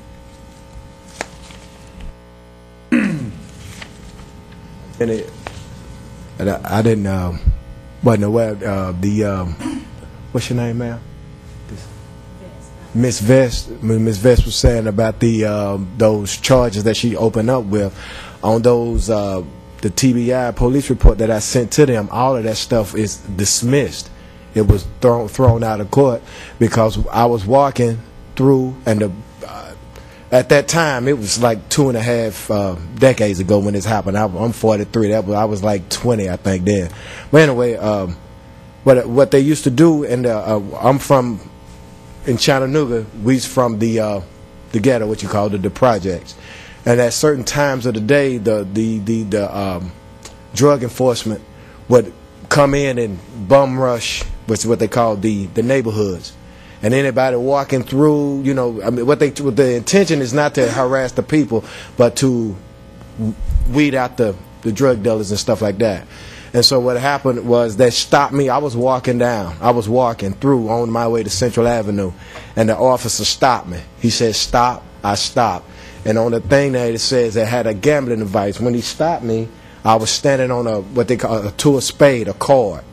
And when he picked the card up, he lifted up the card and said it's a powdery-like substance on the card.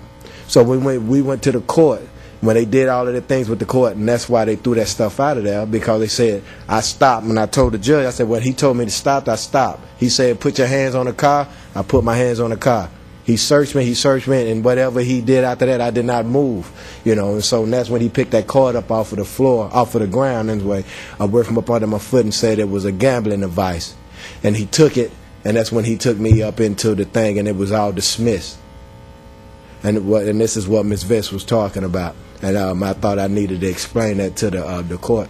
And so when I went down to the city and general sessions court here recently, like Ms. Bell was telling me that I needed to do, because this was so, like I said, almost 2.5 decades ago, they don't have any files on any of this stuff for me to bring up here to give to you guys. So I don't know what it is that I need to bring here for the committee to show you guys that I'm a trustworthy, because I know trustworthy and worthiness and ethics and honesty should be the foundation of being a private investigator here. And I don't think I can tell you guys that I've been studying and trying to obtain my license. I've took the skip tracing classes. I'm a fugitive recovery agent. I work for the full time for the Tennessee Valley Authority. So that within itself shows that I am not a criminal or some type of hoodlum trying to get in to infest this system that we have here. Well, I see your asterisk on your application says, please see attached criminal record. Yes, ma'am. But yet, all the criminal record, there's like 4, I believe, you did not include, and now you're telling us you can't get it? You know what I'm saying? When she said, list the things that you've done. See, and for me to go back 2.5 decades, they say, well, do this. So what I did, I called the TBI. And they told me to put in this application, you got to send this stuff in there, and it will send you this report. So when they did that, I attached it to there. So because I know if TBI can't get it, I mean, can nobody get it? So in my understanding, because I know I can't get anything from the city and court clerk because I'm not that guy. So when I walk in and I asked them, what do you have? For instance, I asked them, Ms. Beth was telling me to go down there to get something on. What is this, the 4th? I don't know what year it is, but it has a thing on here, non-aggravated assault on here. And the only thing they had on it, how can I walk around here to you, or do I give it to her? Yes, you can. Okay. And what it has on it, this thing is highlighted, and they put the seal on it. But this all happened after you applied, right? Say again, ma'am? This happened after you submitted your application, is that correct? Well, no, it's only the stuff that I'm talking about here is what Ms. Beth was asking me about. Ms. Bell was asking me about. Well, I'm trying to clarify what you said. Okay. You said you got a TBI record. Right. And no one could get anything if it wasn't on there. No, what I'm saying is when the TBI do an investigation, when they the Federal Tennessee Bureau of Investigation, they can get anything that you need, whatever you're supposed to have about any person. So I put in the application with them to ask them to give me a criminal background check for myself. Were you done the application or after? Doing the application. That's what you guys had. So if it wasn't on the TBI record, then you didn't care about submitting it? Well, no, I submitted everything that was on the TBI record. On the TBI record? Yes, ma'am. That's all I had. So Ms. Beth asked me, what is it that what's not listed on the thing? I listed what I knew that I could remember, and then I attached the TBI record to that. My application is what I'm saying to you. So if I had anything that I didn't list on there, it says if you have any other documents, attach it. I attached my background check from the TBI to my application to you guys, is what I'm saying to you. Therefore, in my understanding, I covered every avenue so I wouldn't leave anything out. Was your arrest for the cocaine and for the illegal gambling device or whatever listed on your initial application in any way on any form? Yes, sir. Where? It's on my application. It's well, I don't have a copy of my application, but they have my application. Yeah, I have it, and again, y'all have a copy of it.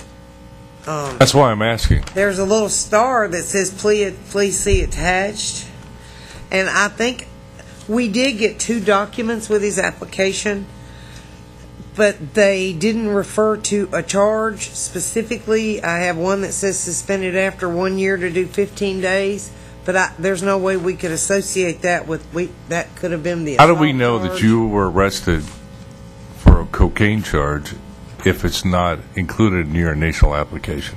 Because I put it on see attachment. I attached it to my application. You attached what? My investigative record from the Tennessee Bureau of Investigation to my application. But they didn't have a record of that cocaine charge, is that correct? Yeah, it's on it. That's the only way she can ask me about it, because it's on the paperwork. She couldn't just pop up and say you had this. She had to see that on my paperwork to ask me about it. Failed to disclose it, though. No, ma'am. It's on my TBI investigation that I sent in with my application, so I did not fail to disclose it. Or unless you are saying to me that I need to write every single thing down because your paperwork says attach. You can attach stuff to it. So I Question. attached it. Question. Beth, when I'm looking at this record, it does have those things on it. Is this what was attached to his application? The documents that were received August the 8th were attached. Okay, the problem Oh, it's is on there. the documents that came in February actually had that charge listed. The other documents didn't list a specific charge at all.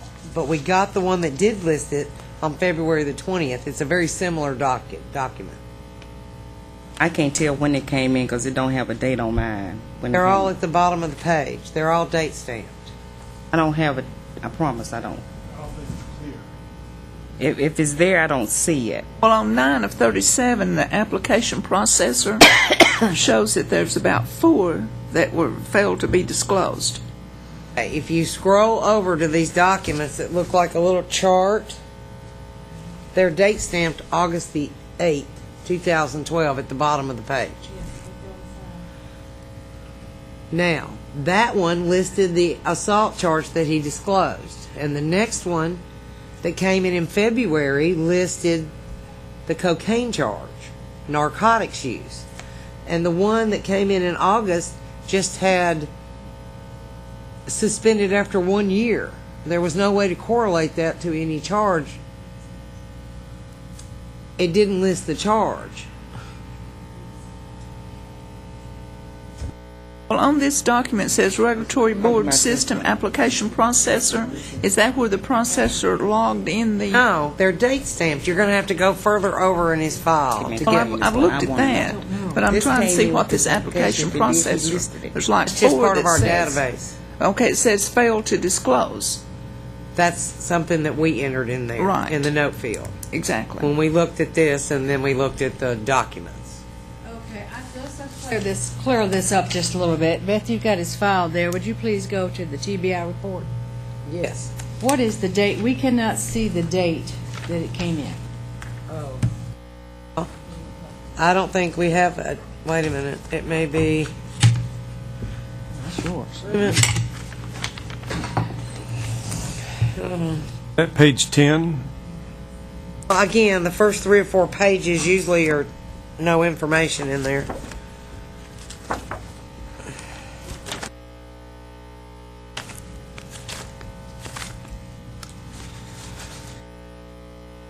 I'm 14/2012. Is when.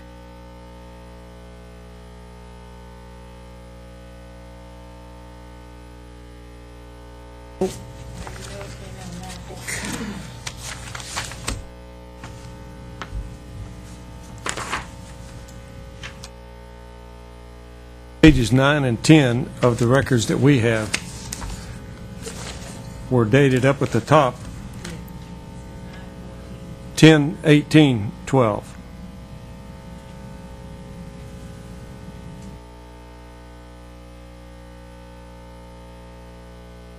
Okay. If you look at the letter that is dated December the 24th, 2012, I did not dispute that he didn't disclose them. What I said he didn't give me is the dispositions. That's the word, what I said right here. Did not disclose the cocaine, the gambling. Okay, if that was on his report, he had to give me the disposition. Everyone must give disposition on all charges. Look at the, that's why you see the criminal record. If you turn over there, it says disclosed, not disclosed. It doesn't make any difference. All of those documents must come in to the office. What we're disputing, I believe, is actually the actual TBI report that he says he submitted with the application. If you take a look at it, number 1 was disclosed, number 2 was not disclosed, number 3 was not disclosed, but I found out it was dismissed. Number 4 was disclosed. The next page is page 3. Cocaine was dismissed. I don't have documents to this effect. The documents that I see came in later as those little, look like half-sheet reports. But they came in at a different date also. So the question is not that he did not disclose. He It's did not that he give did not give the the dispositions. dispositions to go with But he everything. did disclose that information when he sent it. So that's a total different animal. That is my error. Chairman Moore, I did put down on my paper, did not disclose. Because that's what we wrote on our reports here, and we worked them up. Madam Chairman, can we refer to the page numbers that we have? Okay. So we know page number what one we're is the talking letter. about? Page number 1 is your letter dated March the 27th. Number 2 is a letter dated December the 24th. Okay. Or down to the bottom, I'm sorry, mine didn't show up. 3 of 37, is that what we're talking about? Yeah. Okay, good. And then 4 of 37 is the, Then 4 is the one from the company dated October the 18th. My numbers aren't coming up here at the bottom. Then you have his private investigator application, yes. first sheet. Then you have the second sheet. Then you have the third sheet where it says disclosed as simple assault, contempt of court, and an ASPR. Please see attached criminal record. And then we have the last page of the application. Then you have what we have got in the computer, what was actually typed in the computer. Disclosed in 1989 simple assault in Chattanooga. 2002 contempt of court in Chattanooga. Both of these were on the application.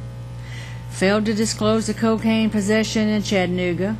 Failed to disclose 421.99, the gambling device, whatever that might have been, and failed to disclose the 1988 failure to appear. Then you go over, and this appears to me to be a TBI report, TBI and FBI report that we have here.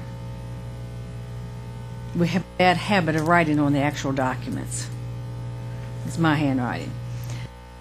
Closed, dismissed. I try to match all the documents up to each one of them. Then you have the page 3 of that particular report. And then you have a letter from the gentleman, and it's dated August the 8th, explaining one of the charges. Then you have these first documents, August the 8th.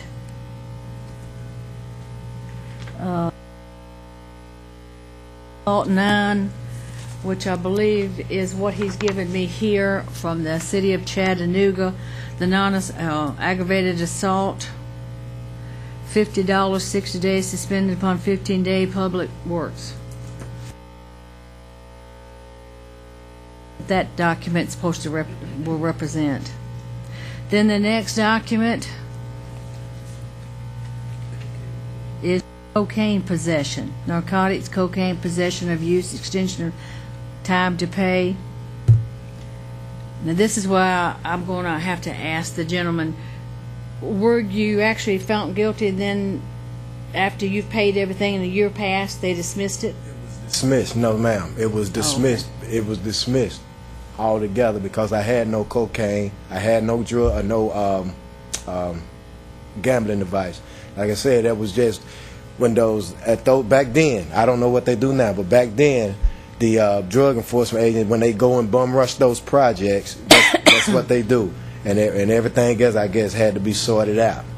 And I was just one of those that had to get sorted out. Was it dismissed upon payment of cost? It was dismissed.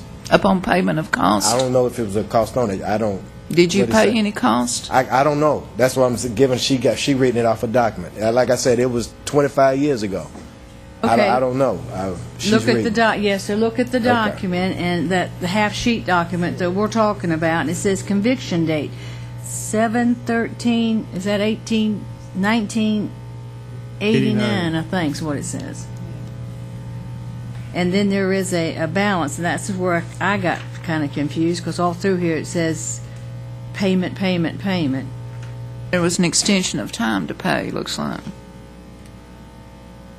So, page 15 to 37, and then we're going over, that's it, the extension of pay again. Of course, now that did come in with the application too.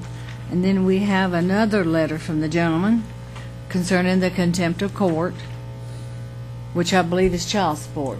Okay, then here's your child support documentation. through, that's all the rest of that in that area is the child support. Then you're going to come to the document of the name change. Application for the private investigator company application. I wanted to ask Director Vest, so your office now has the disposition or deposition of all the charges? I'm aware of.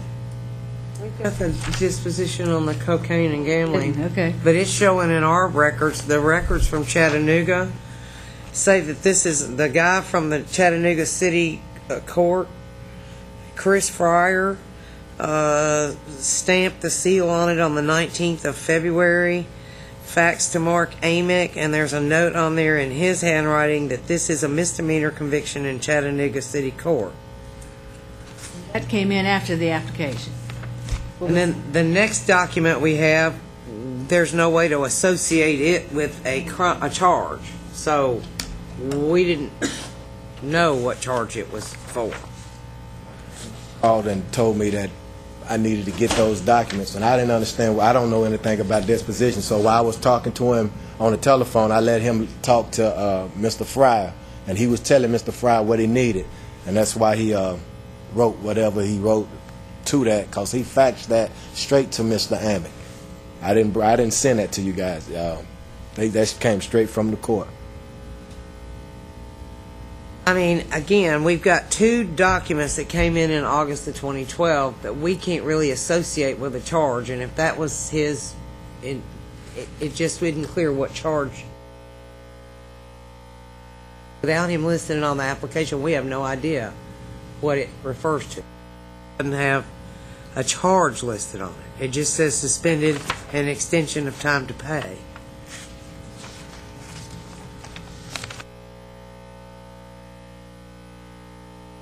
What I'm reading, Madam Chairman, is from the TBI report. That's dated.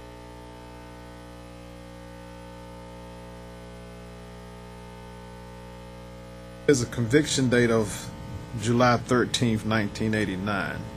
It's broken down to a fine of $100, court cost of $165.76. That's how you. Date is zeroed out.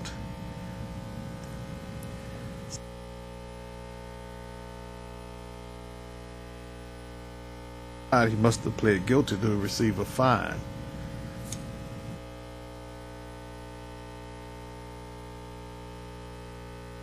Have all the document. Correct me if I'm wrong on that assumption.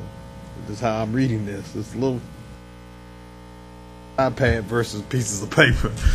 So I have to keep going back and forth. So we do have, at this point in time,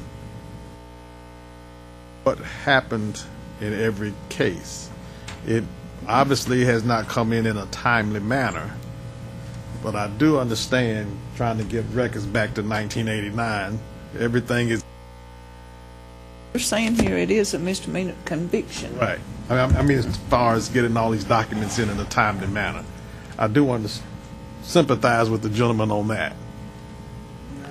I'm kind of confused.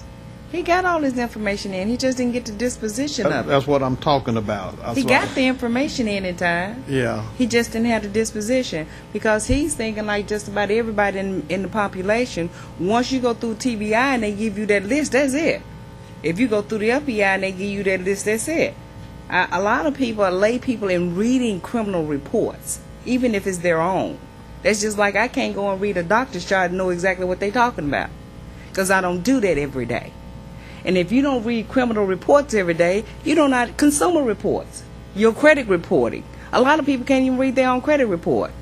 So I don't think that he was trying to pull the wool over somebody or not to do what he's supposed to do because he went through the steps. He went through steps that a whole lot of people would not go through. A lot of people would not go through TBI to get their investigative report. Some of them just go to the local sheriff. I agree, but you turn to the application, and I think it's page 3. It says if you say that you have an offense, it is your responsibility to provide the disposition. It says it on the application. And let's see if I can hold it. I think it's page 3 of the application up at the top. Number 8, criminal history information. If you answer yes to any of these questions, it is necessary for you to provide certified documents to court's final dispositions. It didn't say give me a TBI and FBI report. It says give me the disposition. You don't have to get a TBI report to know what your disposition is. You don't have to be able to read records to know if you were charged with something. Well, you know, and that's true. It has nothing to do with the report. I got a ticket in 1979. I know I paid it. I don't know how much it was. I don't know if I was speeding. If you're arrested for cocaine, I bet you'd know if you pled guilty. I don't have to worry about that. Commissioner Mitch. I have a question. You're currently working at TVA full-time? Yes, sir. Been there since 2004? Yes, sir. When it's my understanding that before you're employed as an electrician, right? Yes, sir. Is that in a construction trade or? Yes, sir. Okay. Well, they probably don't go through the same background check, but if you normally get a job through regular channels at TVA, they do a background check on you. Yes, sir. We do one when they hire you in initially, and every 5 years we have a background check. Did this come up when you were initially hired by TVA? Yes, sir. I gave TVA the same thing when I hired in at TVA in 2004. I gave them the same thing. Disclose, because like Ms. Vest is saying, they want you to disclose everything about you. And the first time they find out, say, like what she said, you driving down the road, you didn't put it on there, then they X you out, and that's what they do. But I have been at TVA be little over 9 years. Be 10 years next January if I live that long. But that's what I do. That's what I work at TVA. Been there. I've been an electrician. I've accomplished a lot of things at TVA. Do they do a national agency check on you for the construction trades like they do the regular office employees? No. I work for Tennessee Valley Authority. I know that, but I'm saying if you get a job in the office under professional, they do a national agency check on you. Right. Did they do the same thing on you? We do the same thing. What I'm saying is I'm not construction with TVA. I work for the nuclear plant. I work for the Tennessee Valley Authority. I don't, because we have TVA employees and we have construction employees. Have contract workers. Yeah, contractors. And I work for TVA at the nuclear plant. You're actually an employee of TVA. Yes, so sir. they did the national agency check. Yes, sir. And they've repeated it one time since. They do it. We do it every 5 years. Everybody. Every 5 years. We go back. We do the hand geometry. We do all of that every 5 years. You have a clearance? Yes, sir. What's your level? Well, I'm a fire brigade member, so I go all over the plant. What is your actual clearance number? 2. No, we're 1. I'm on number 1. No, I mean, is it S? Is it TS? Is it Q? No, I don't know all of that. I just know we won. For us, we have to have a number 1 because the clearance. That way we go all the way around the plant because people work in different areas. Everybody don't get that clearance to be able to do that. But we have to do that because we have to go where everybody is at, the security and everybody. Try it again. Okay. I do sympathize with the gentleman on getting the deposition. However, I do understand that it was not turned in a timely manner as prescribed by our procedures. Therefore, I'd like to make a motion that we accept his documents even though they are late, and we ask the staff to re-review his application. Do I need to repeat that again? No, we have a motion. Is there a second?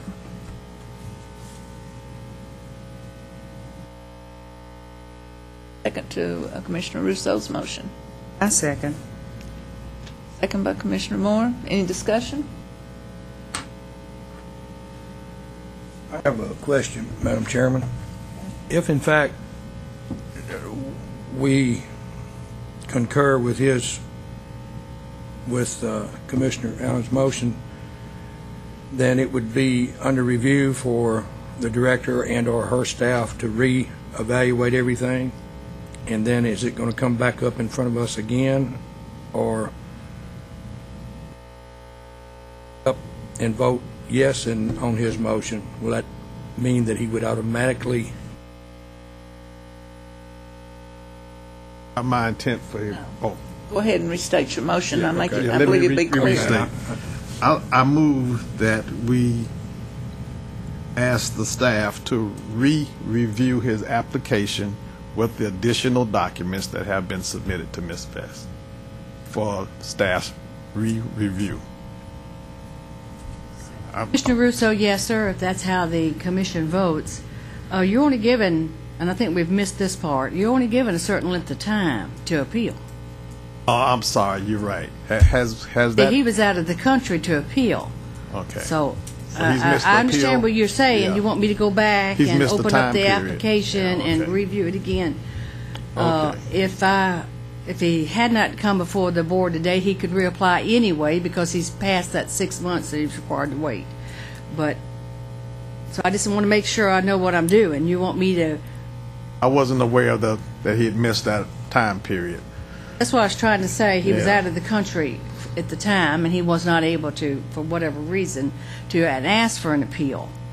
But since he's come before you, we let him come before you to appeal. He was appealing the time that has lapsed for him to appeal.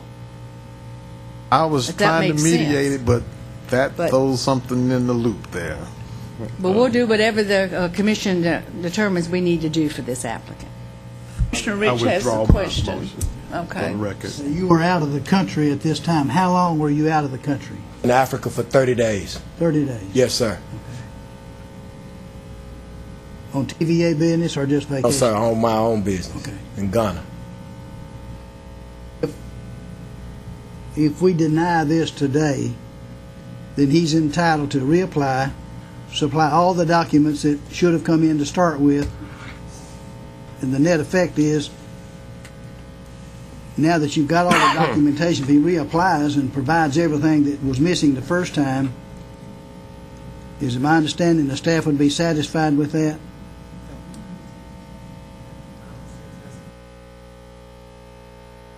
No, ma'am, I couldn't take the exam till I get past you giving me the... This is another problem that we're having. You have no exam in place for this gentleman to take. If he had already taken the exam with this other application, I could have went ahead and used it for the new application. But since we have no exams in place, that's something we're going to discuss later, several months before we even have an exam in place for anyone to take. A motion withdrawn, second withdrawn, yes. Question. One discussion. Yeah, question to Ms. Vest. Either way, he has to take the exam. By statute, yes, sir. By statute. He has to take the PI exam and the private investigator exam. I mean, company exam. That's by statute, yes, sir. One more question. You served in the U.S. Army. Yes, sir. What was your term of service? I did 2 years, and when we started in Kuwait, Kuwait war, and I did 2 years, and I was in Germany. And I left Gießen, Germany, and I came back to the States. I went from Fort Dix, New Jersey, to Gießen, Germany, from Gießen, Germany, back to the U.S. On your application, you said you were discharged other general under honorable conditions. I'm not familiar with that. Can you tell me General about under that? honorable conditions. They was asking who was wanting to get out, and I asked to get out, and they gave me a general discharge to get out. If I can help the commission a little, I think we have two options here. One option is to take the application that I have already received in August of 12 and reopen that application. Or the gentleman has to reapply for his private investigation license and his, excuse me, his company. Excuse me. Either way, I cannot issue his license. I was trying because to... he cannot take the exam. Excuse me. I was... If we reopen it, will it remain open until we get an exam in place? Yeah, I was trying to get to that option to Oh, be okay. able to reopen and resubmit I mean, his... if you're going to reopen it, you need to Okay. go ahead and, if you're going to make that decision and decide if you're going to approve him based on the criminal record you have in front of you. Madam Chairman, I'd like to make a motion that we accept the documentation and approve his application. Second. Second. Motion by Commissioner Russo, second by Commissioner Moore. In Madam Chair, discussion? before you vote on that, after the discussion, you need to tell me how long I'm going to keep this application open. I have it on the record that you want me to keep this application open. Well, I'll reopen it, actually. I'll have to, whenever the exams are in place.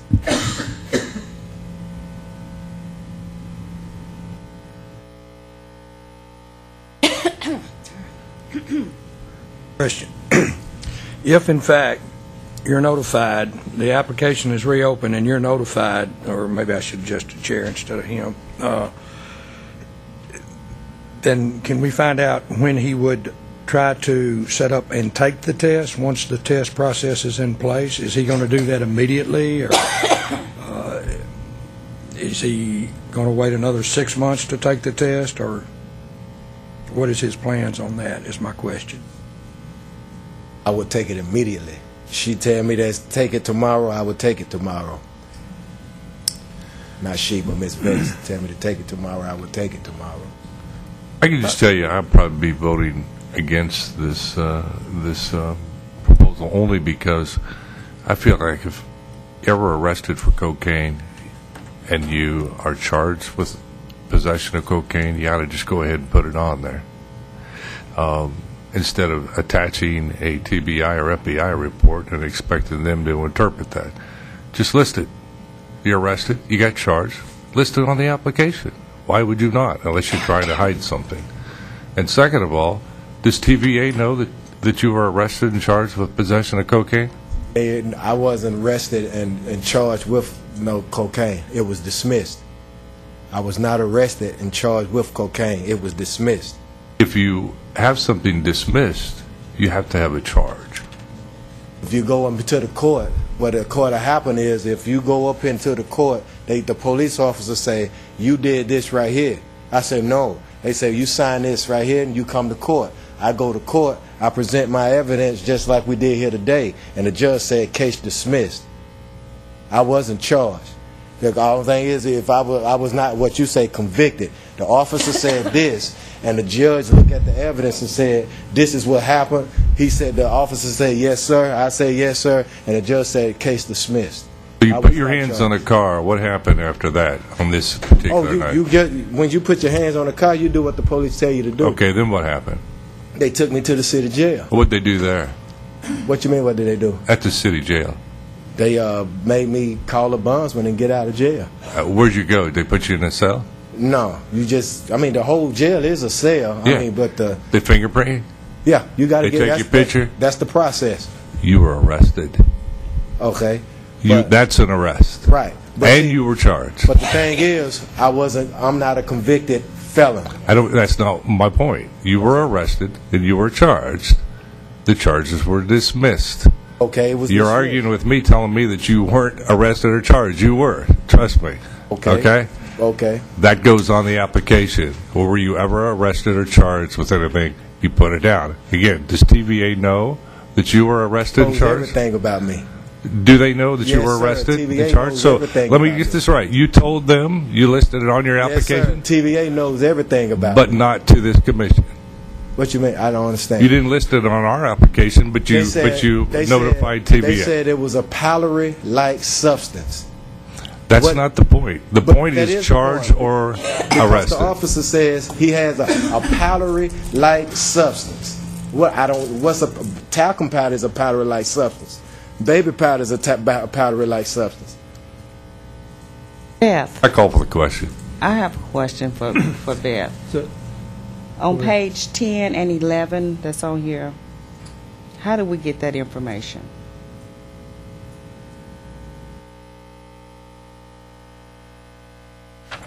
Right after the regulatory board system information, the next page is page 10. It says page 2. That. Pages 2 and 3, that's the actual report that we got from the TBI and FBI. Where is his report? That He's talking about these little half sheets, I think. And the only reason I can... there were several of the little half sheets that came in with his application, but they did not... there was no specific charge on there. So we have no idea what they were referring to. Madam Chairman, there's a motion on the floor. I can Yes. call a question. I have one other comment, if you don't mind. No, go ahead. On page 14 of our process here, that was the arrest for narcotics, cocaine possession or use. This was a misdemeanor conviction, so he had to plead guilty in court and fined the $266.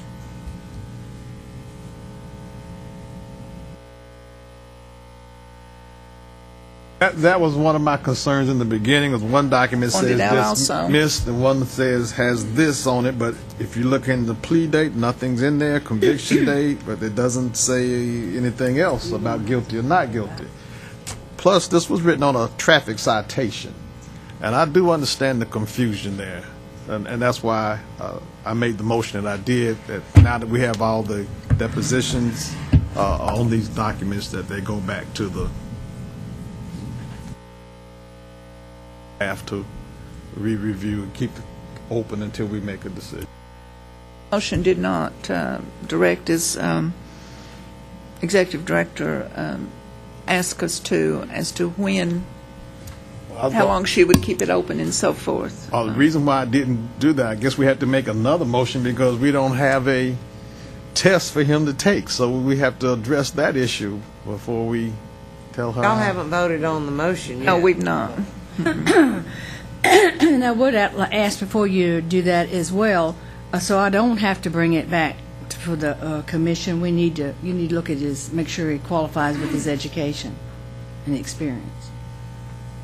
I don't have to bring it back again after you vote. I want you to look at it and make sure everything's okay, so I won't have to put this gentleman through this again.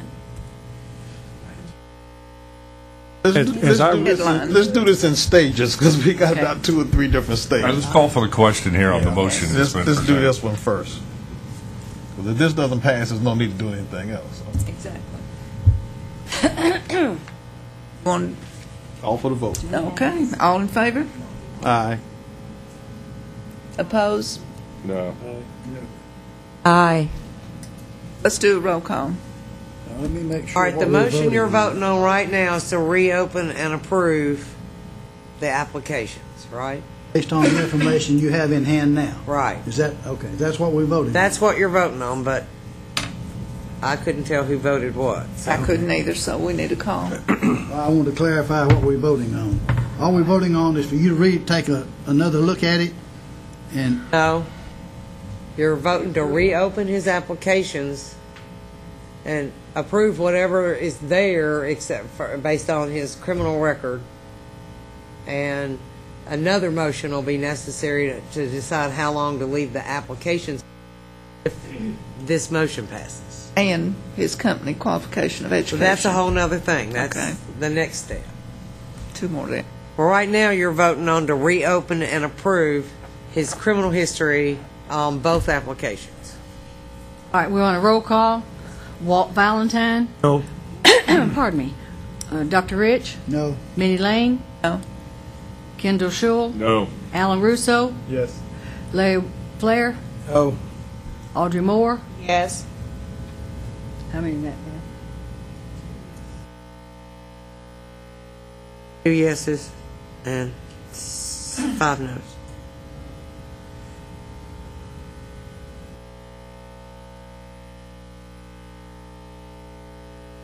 I have a question.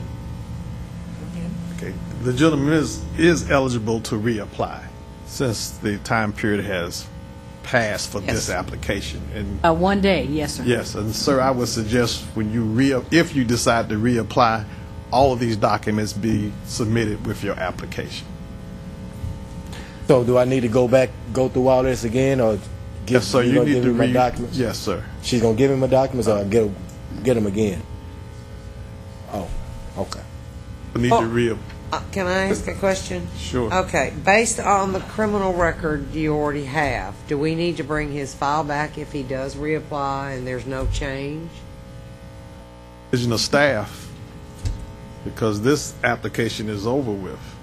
So if he reapplies, I understand that the original letter was that all his documents weren't presented with his application.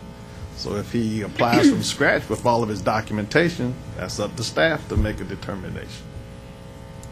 The issue is that all of his documents were not turned in with his application. He now has all of his documents. His time is expired, so he can reapply if he so chooses. Gentleman reapplies, and now I have his application before me. That charge was so long ago, and that was a misdemeanor. This director would approve his application. I think there is a question about the education and experience. Well, I want to make sure. I don't want to have to bring him back again. That's So let's another look at issue everything altogether. now. This is a different issue. Right, that's another issue So we altogether. got one issue clear. That's at the very back of this same exhibit. When you get all the way over. Are we voting on something he's not applied for? No, he applied for a company. Okay, He's okay. provided all his transcripts. Okay. And his work history and his college transcripts. Education in Colorado, was Yes, that sir. on site, online, or correspondence? Online. Online. Yes, sir. They have a online program.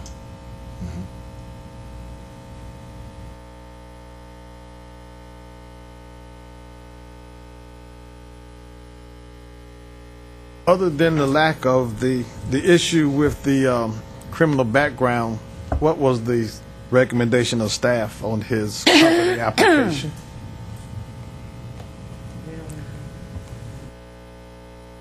The gentleman just gave us some more information on his education. Give us a moment. Bachelor of Science in Business Administration, a Master in Science Management granted in '08. He also has an Associate of Applied Science degree from Chattanooga State Technical Community College and an Industrial Technology Technical Certificate in Industrial Electricity from Chattanooga State Technical College. So your law says 2,000 hours or education. Has a Bachelor of Science in Business Administration in Finance. He graduated cum laude 2006. Master of Science in Management in Project Management, February 2008. And Chattanooga State Technical Community College, Associate of Applied Science in Applied Technology. You have transcripts from Colorado Technical University in there because that's all we had with his original app. Well, actually, Mr. Abdullah, you didn't turn this information in with this application either for us to review that. But he did, since he's here today. Brought it today. We'll make copies to put in with the application. What is the recommendation of staff on his company application? If it comes before me, I will approve it. Is there a motion? I move that we move forward with allowing staff to make a determination on his application. Second. I have a motion and a second by Commissioner Moore. Any discussion? Yes, does correspondence courses for taken online count as a bachelor's degree if you don't attend in person? They're awarded a bachelor's degree, they're awarded a bachelor's degree, Walt. There's nothing in your law or any other law that I'm aware of that identifies how you got it. I want to clarify that. Other questions? All in favor? Aye. Opposed? Show that I abstain. Motion carries. Great. Could I make sure I understand this with the commission? What everything's been voted on, the gentleman is, I'm going to reopen, no, he has to reapply. Make new applications. I can use the information I've already got in your application files. All I need is the applications. Then to reapply, you have to pay the fees again. You have to do a background check. You have to provide colored photos. I've already scanned this. We'll use everything else that we have in there for the application. But there is no exam in place, therefore he will not be able to work as a private investigator or company until then. As soon as we get the exams in place, they will be on the, we put them on the internet. Anybody who has an application on file, we will be sending them a letter, or we will call them as quickly as possible to let them know to go ahead and schedule that exam.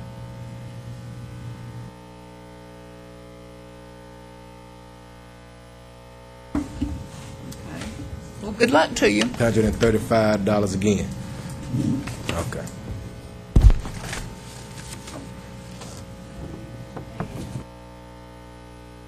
You know, I won't be able to tell from this. Hold on, I'll look it up. Application fees are non-refundable. But if the gentleman has paid the license,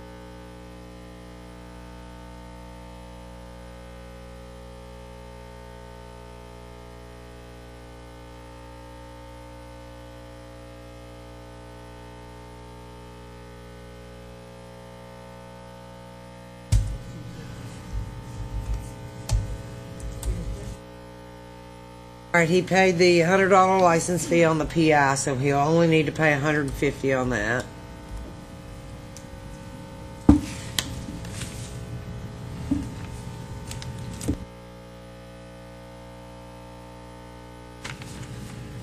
He also paid the $125 license fee on the company, so he'll only have to pay $250 on that. So you'll have to submit your app with a total of $400 and get another back.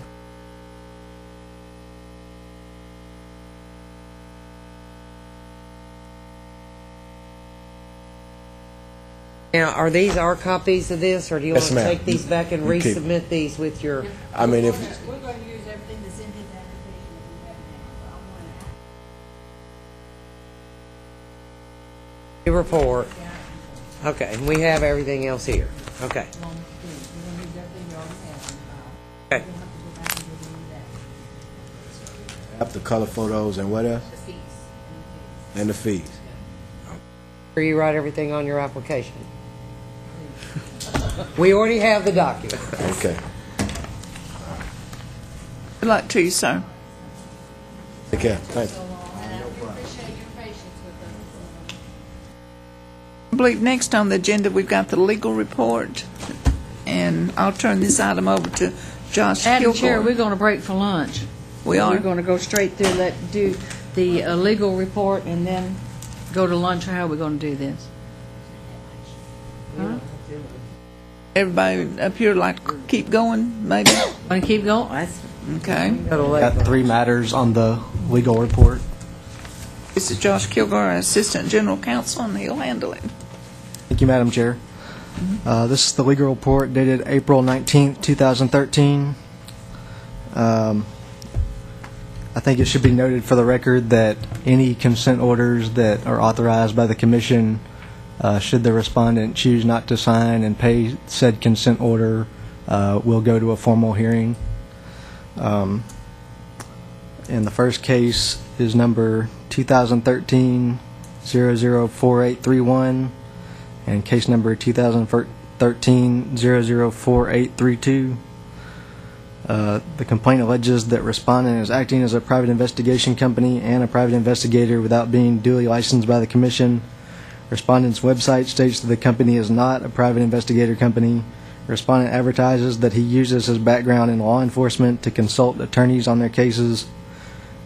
Through information obtained from both the website and respondent's written response to complaint, it has been ascertained that respondent reviews evidence provided to him by attorneys and advises them and forms opinions based upon his previous law enforcement experience.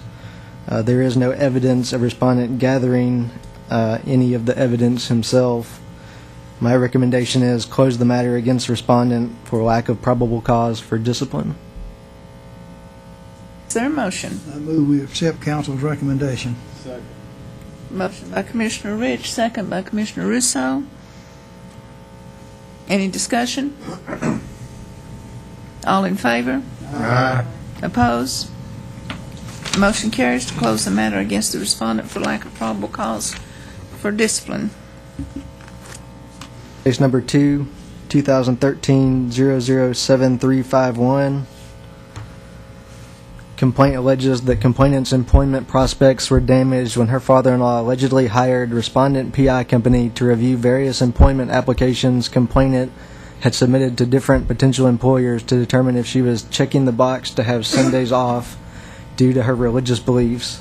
Complainant feels that having an investigator following her around had a negative impact on her ability to gain employment. Respondent states that they have never provided work for, nor have they ever heard of the complainant or her father-in-law prior to their receipt of this complaint.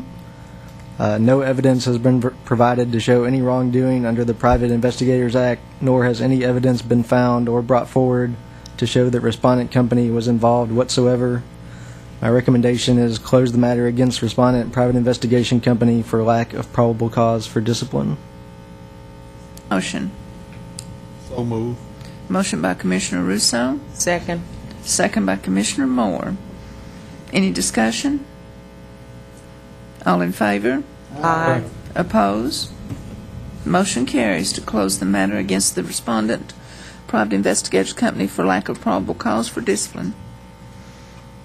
Okay, case number 3, 2013-005401. Complaint alleges that respondent private investigator has been found guilty in federal court for Social Security disability fraud, and that in a prior matter before this commission provided false or misleading information in response to that complaint that was marked closed for lack of probable cause for discipline. No information has been able to be obtained, nor have any certified court documents been provided to the Commission office for review or verification of any of the claims made in this matter by complainant.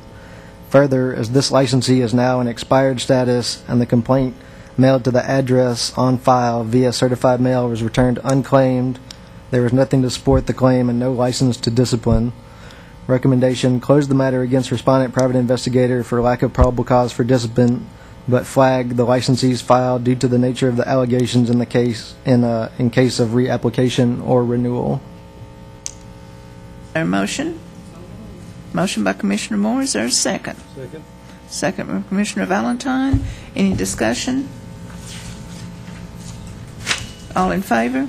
Aye. Oppose? Motion carries. Follow the recommendation of counsel. That concludes council's legal report. Next on the agenda is administrative matters, and I'll turn this over to our Executive Director, Cody Vest, to present. Let's go to, I believe I'm Exhibit B. This is a disciplinary report for February and March. If you look through there, you'll find that in February you did not have any disciplinary action, and in March you did not have any disciplinary action. You can see what our other programs are doing. I always include that for you. There's not any. Next one, that would be Exhibit C, the open complaint report. You have to kind of.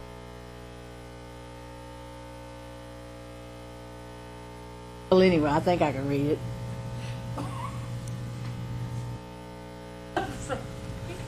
Turn it. Okay, I think it says 5 down here at the bottom. You have got 5. You have one formal hearing. That formal hearing, from what I understand, it has already been set, and that's in June. It has not been set. Oh, has not yet? It will be set. Okay.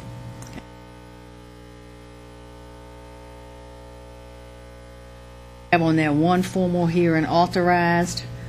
You closed out 3 today, so that only leaves you 2. And that is just really fantastic.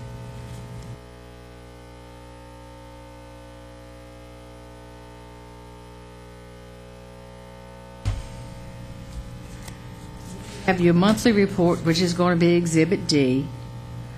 Let's skip over. The first one is your alarm board. That's not yours, mine. And then locksmiths. Then we're going to move over to private investigation and polygraph. What you'll see there is the exam contract extended to 12/31/12. The RFP for examination services approved and posted by General Services on October the 4th of 2012. There were no bids on the exam contract. Assistant General Counsel Dan Birdwell has worked with Prometric to continue offering the exams until Friday, March the 29th, 2013. As of today, you have no exams, as of the next day after. We continue to work on a possible purchase of exam questions and locating a new proctor. We are working with Dan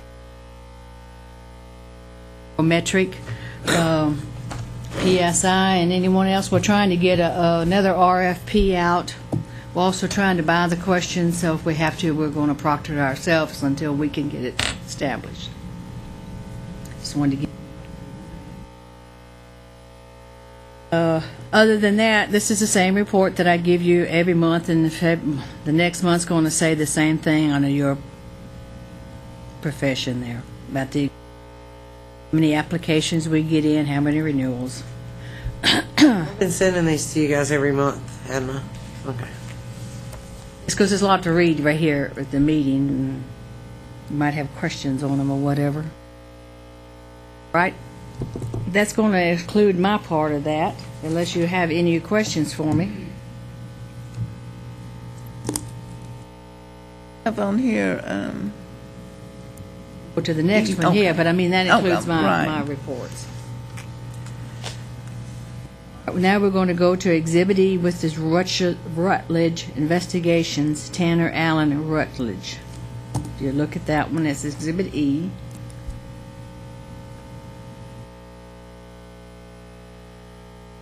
Look at his experience in education. Has his application there. He has already taken the exam.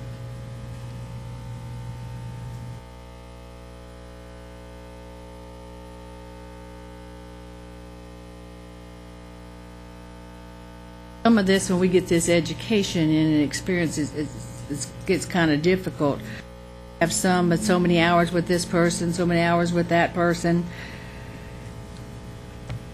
And with your at 2,000 hours, we wanted you to take a look at this, see if you could use any of his education. He was working with Mr. Crumball and Associates, which said he had 1,557 hours.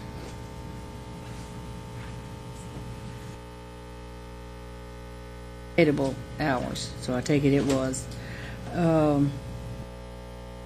And you have Walmart. I don't have, apparently Walmart will not give an individual their work history. Been able to provide me with that, so we haven't seen the 2,000 hours. I believe what the problem with this one is. So we want you to look at his education.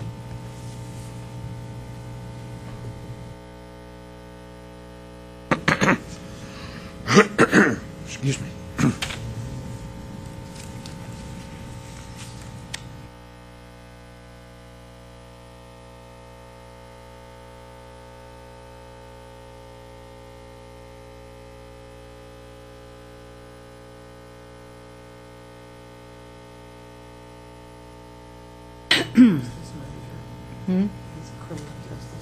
Mm-hmm.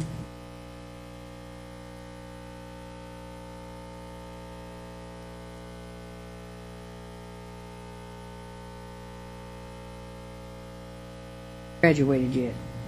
Doesn't that say associate degree? Associate of Science? At the top of the transcript?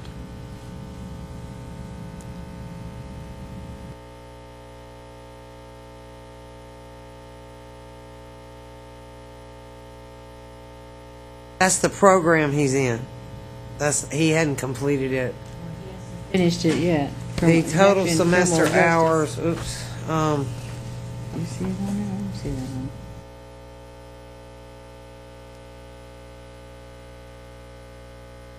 Overall combined 39, and the GPA hours were 45.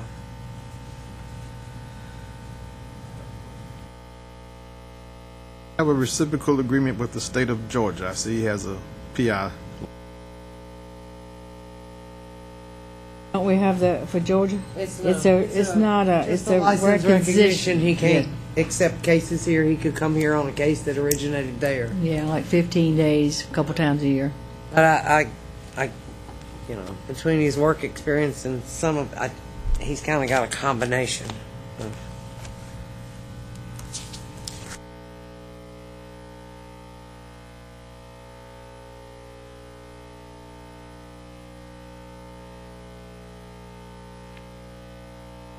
If you look at it, he did tell me he worked at the Insight Group, but I didn't get any documentation from it or from Walmart, so I didn't have anything to go by. I also put a little blurb in there about he's had his Tennessee PI license. He reapplied for it. I think it's on page 5. The others had lapsed.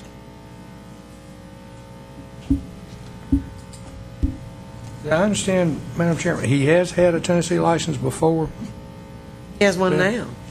He's applying for a company. Oh, okay, I'm sorry. He had a license I got originally from October 26, 2006 until October 31st of 08, and then he reapplied and was issued in February 2010. So he started his own company is what he's trying And to now do. he's applying for his own company. What is the recommendation of staff? I don't like that. I don't like that you can look at us that way. We just sort of love it. We couldn't make the determination. That's why it's before you. How did I figure you were going to say that?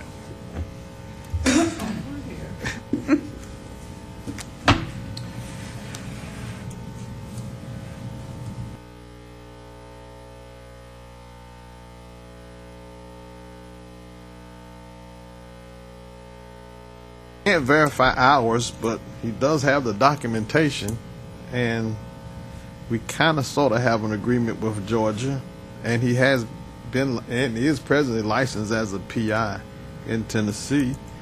Having said all that, Madam Chairman, I'll just to move forward with it, vote it up or down. I'd like to make a motion that. Second. Accept the application. Is there a second? I second. Second by Commissioner Moore. Any discussion?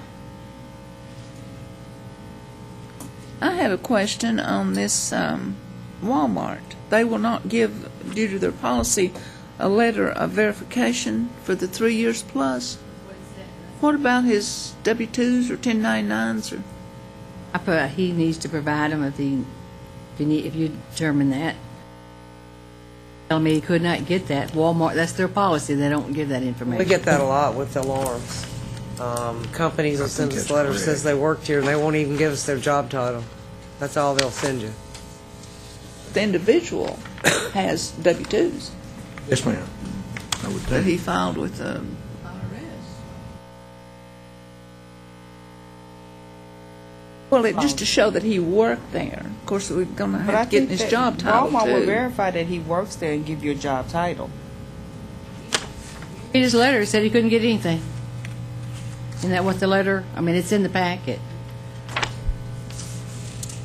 I've ran in my business, I've run in with Walmart before, and without a subpoena, they will not issue anything to.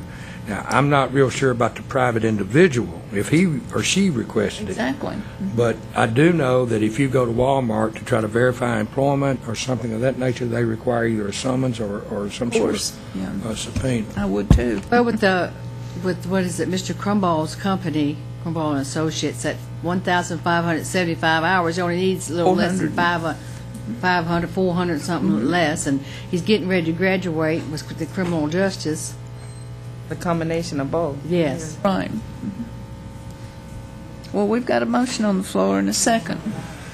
Well, he also worked for Ethos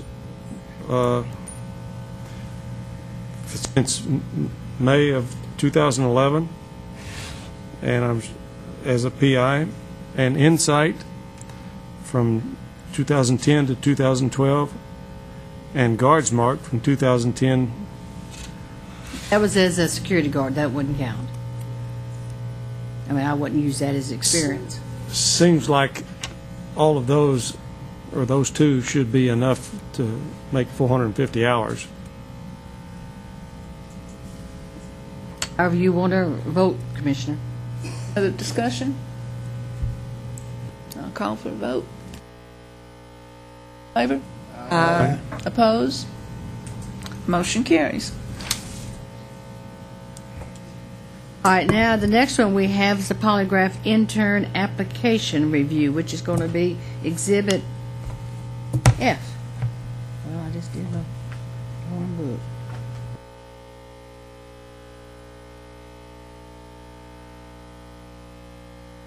Only have one, you have 56 pages there to review.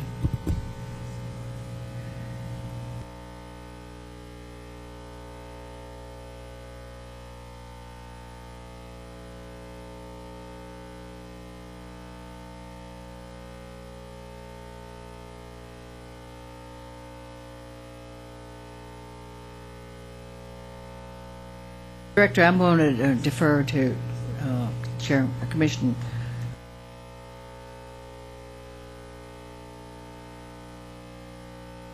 This guy has everything. It's just it's an intern, so y'all have to review it. I put the requirements on page 2 of the exhibit just since y'all aren't that.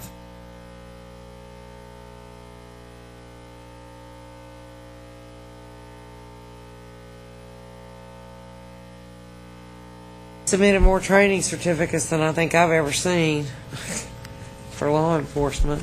Seems like if somebody's going to accept him as an intern and he's got all this background, I don't know why I would want to object.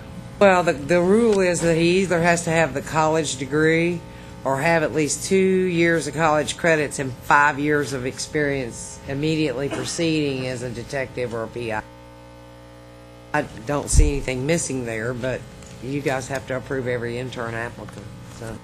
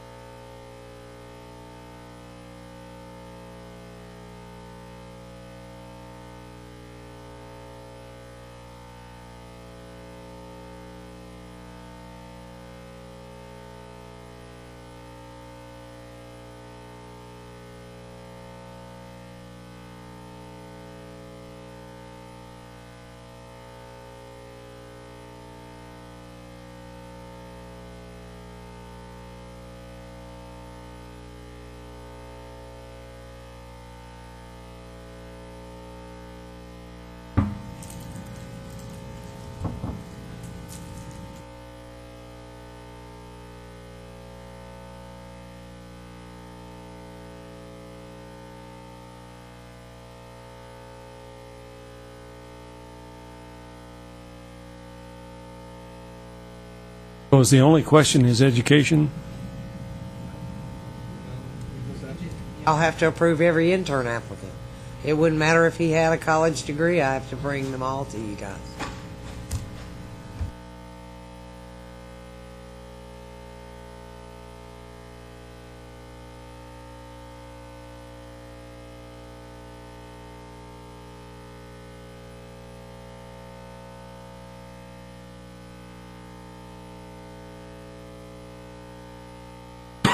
On page 12 of the 56 listed, can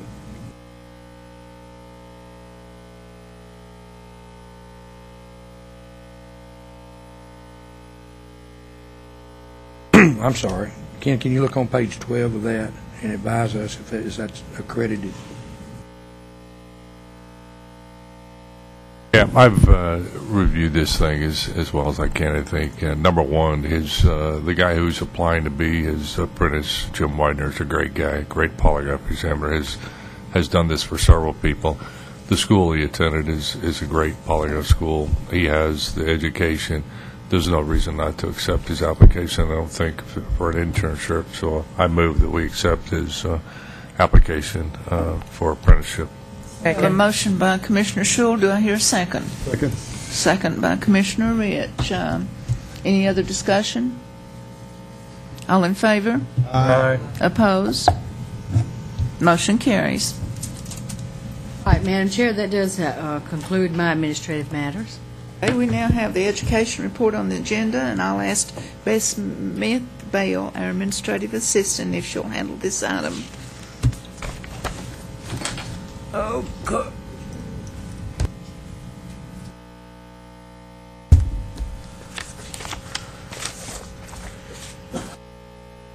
As a committee,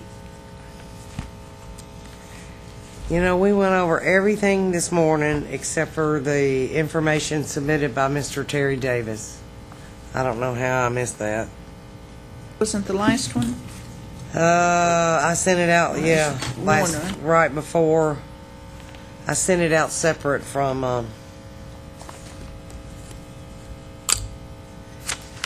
it was the stuff he took through the Emergency Management Institute. I scanned it and emailed it to you. FEMA? Yeah. Yes. We went over, I thought we talked about that. Wait, I was so distracted during the Education Committee report trying to get the computer to work that I'm not sure. What was the committee's recommendation on those courses? Okay. Rick Molnack's Defensive Tactics, Self-Defense, Security Persons, and the Report Writing, Trespassing, Video, and Camera Surveillance. He has 2 classes that he offers in North and South Carolina. That recommendation was to approve. The resubmissions by PIEducation.com, which are online classes, those were all recommended to be approved. And the military training submitted by Christopher Warner, we discussed that this morning and decided that at least it was good for at least 12 hours of education. All right. So do we want to make one motion on that and then go back to the audit? Motion on all of them. Do I'll I make hear a a motion motion? we accept. Motion by Commissioner Flair. Is there a second? Second. Second by Commissioner Moore. Any discussion? All in favor? Aye. Opposed? All right. Motion carries to approve. Thank you. And then on the audit of the online courses offered by National Resource and Training, it looks like every one of their courses that are available online were reviewed by one commissioner or another, and recommendation this morning was to reduce the number of hours that they were approved for from 3 hours each to 1 hour each.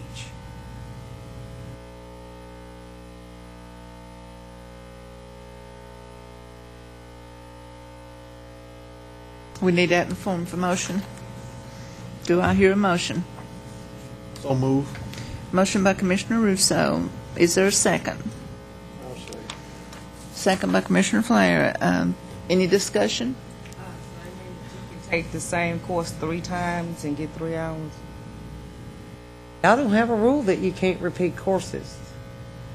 That actually was the next item on the agenda, but it looks we'll probably end up. I'll send you those attachments and we'll talk about that later. Any other discussion? All in favor? Opposed? Motion carries. The only other item I have, Cody went over the exam information earlier, and that was the last thing on to discuss on the agenda, which would be exhibit.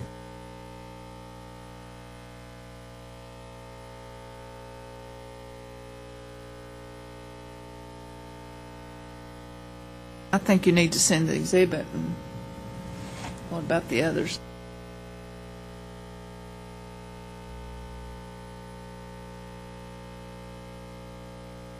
Legal counsel, so just let him give you what he learned this morning, and you can still out with that knowledge as well if you don't mind waiting a moment. Yeah. Is that the handout for the No, actually, in the handout, I have got all the rules and the laws requiring continuing education for PIs and polygraph examiners. So y'all can review the requirements. Ken had asked that we discuss some of the requirements and continuing education credits for polygraph examiners, so I put the whole thing together in kind of an information. Yeah, my only, and I just wanted somebody to look at this, and I kind of wanted to step back a little bit and let you all kind of take a look at it. But the way it stands right now is, of course, we know PIs can come to these meetings and get CE credits for attending the classes. Polygraph examiners cannot do that. So you don't see any polygraph examiners here typically because they're not getting any CE credits. So I just wanted to open it up and see if what the discussion was and see how everybody felt about allowing that same credit to polygraph examiners.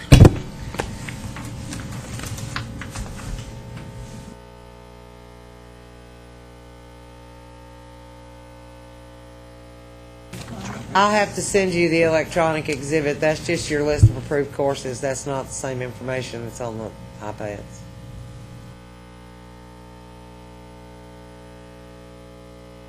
Okay, are we discussing the continuing education for polygraph? Okay.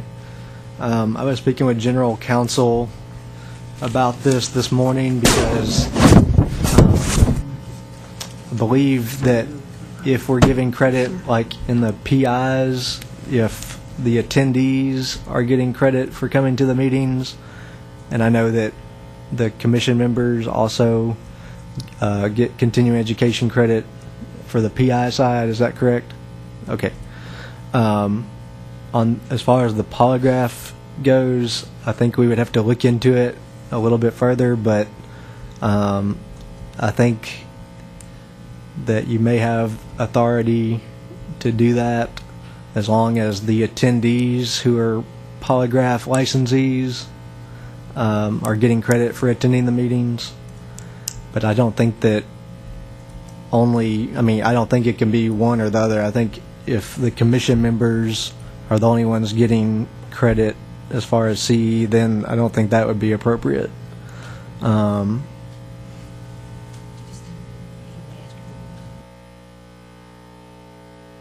General Counsel had asked me to come back to him and let me review it a little bit further as far as what the commission's authority is, as far as allowing continuing education for polygraph examiners. So if we could, I'd like to research that a little bit more for the next meeting, and I'll have more information that I can present at that time after my own research and after consulting with General Counsel about the Commission's authority and looking at the laws and the rules. Ask if just Commission members was getting the credit. It's anyone that signs up in the audience. Right. I was just saying if there was an issue where I wasn't sure this morning, but I've since learned that I know that PIs, both the audience and commission members, are getting credit. That's fine. I was just asserting that I'm not sure if we were proposing that for polygraph. I don't think that would be appropriate. That's all I was saying. I'm not saying that you're proposing that. Well, you were proposing anyone that's polygraph and signed up as well. Same rules apply to PIs and polygraph. That's all I was saying. Yeah. Okay. I have a question too. When it came about, polygraphers was not included with the private investigators, and I do understand it since we are together. And the reason it came about is getting private investigators to get in coming to see what is going on with the commission, what the laws are, how things are done as far as commissioning, what their rules and regulations, try to give them some ethical training. And if that's what he wants to happen with the polygraphers, then I don't see a problem with that. It's just that when it came about, polygraph and private investigation was not on the same committee. We were two separate committees. They were added to our committee.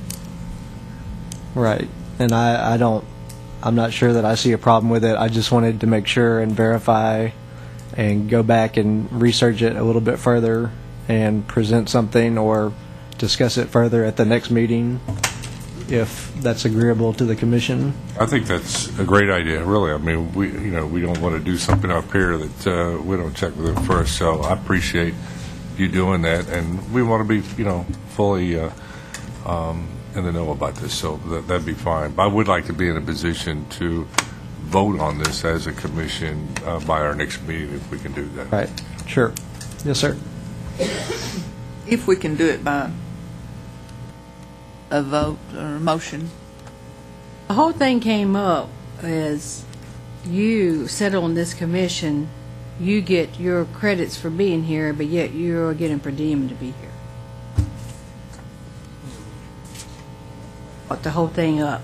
I wanted to make sure we don't have any problems with that. Doing some more research, and we'll come back to you again at the next commission meeting. If we have to, we need to put it in our rules. We've tried to take all our policies and turn those into rules, so if need be, we will put it in a rule. Any questions for the next set of whoever might be on the commission? Thank you. About unfinished business, we have any unfinished business? Any new business? Did we have anybody sign up on the continuing education participation forum? No sign up? Okay, do I have a motion to adjourn? Before we adjourn, please let me reinstate again. As soon as I know anything about the exams, you're going to know about them. It's going to be put out on the internet. Unfortunately, right now, no one is going to become a private investigator or start their own business in the state of Tennessee until these exams are in. My office does not want to proctor these exams. There's liability there that we really don't want either. It is looking promising with another proctor. I'm just not at liberty to discuss it any more than that, but please understand and bear with us. We're working on that. That is a priority in our office to have that done. Good. Thank you. You're adjourned? I need a motion. Well, I have a motion by Commissioner Moore to adjourn. Do I have a second? I'll second that. Second by Commissioner Flair. All in favor? Aye. Opposed? Motion carries. We are adjourned. I would like to say something.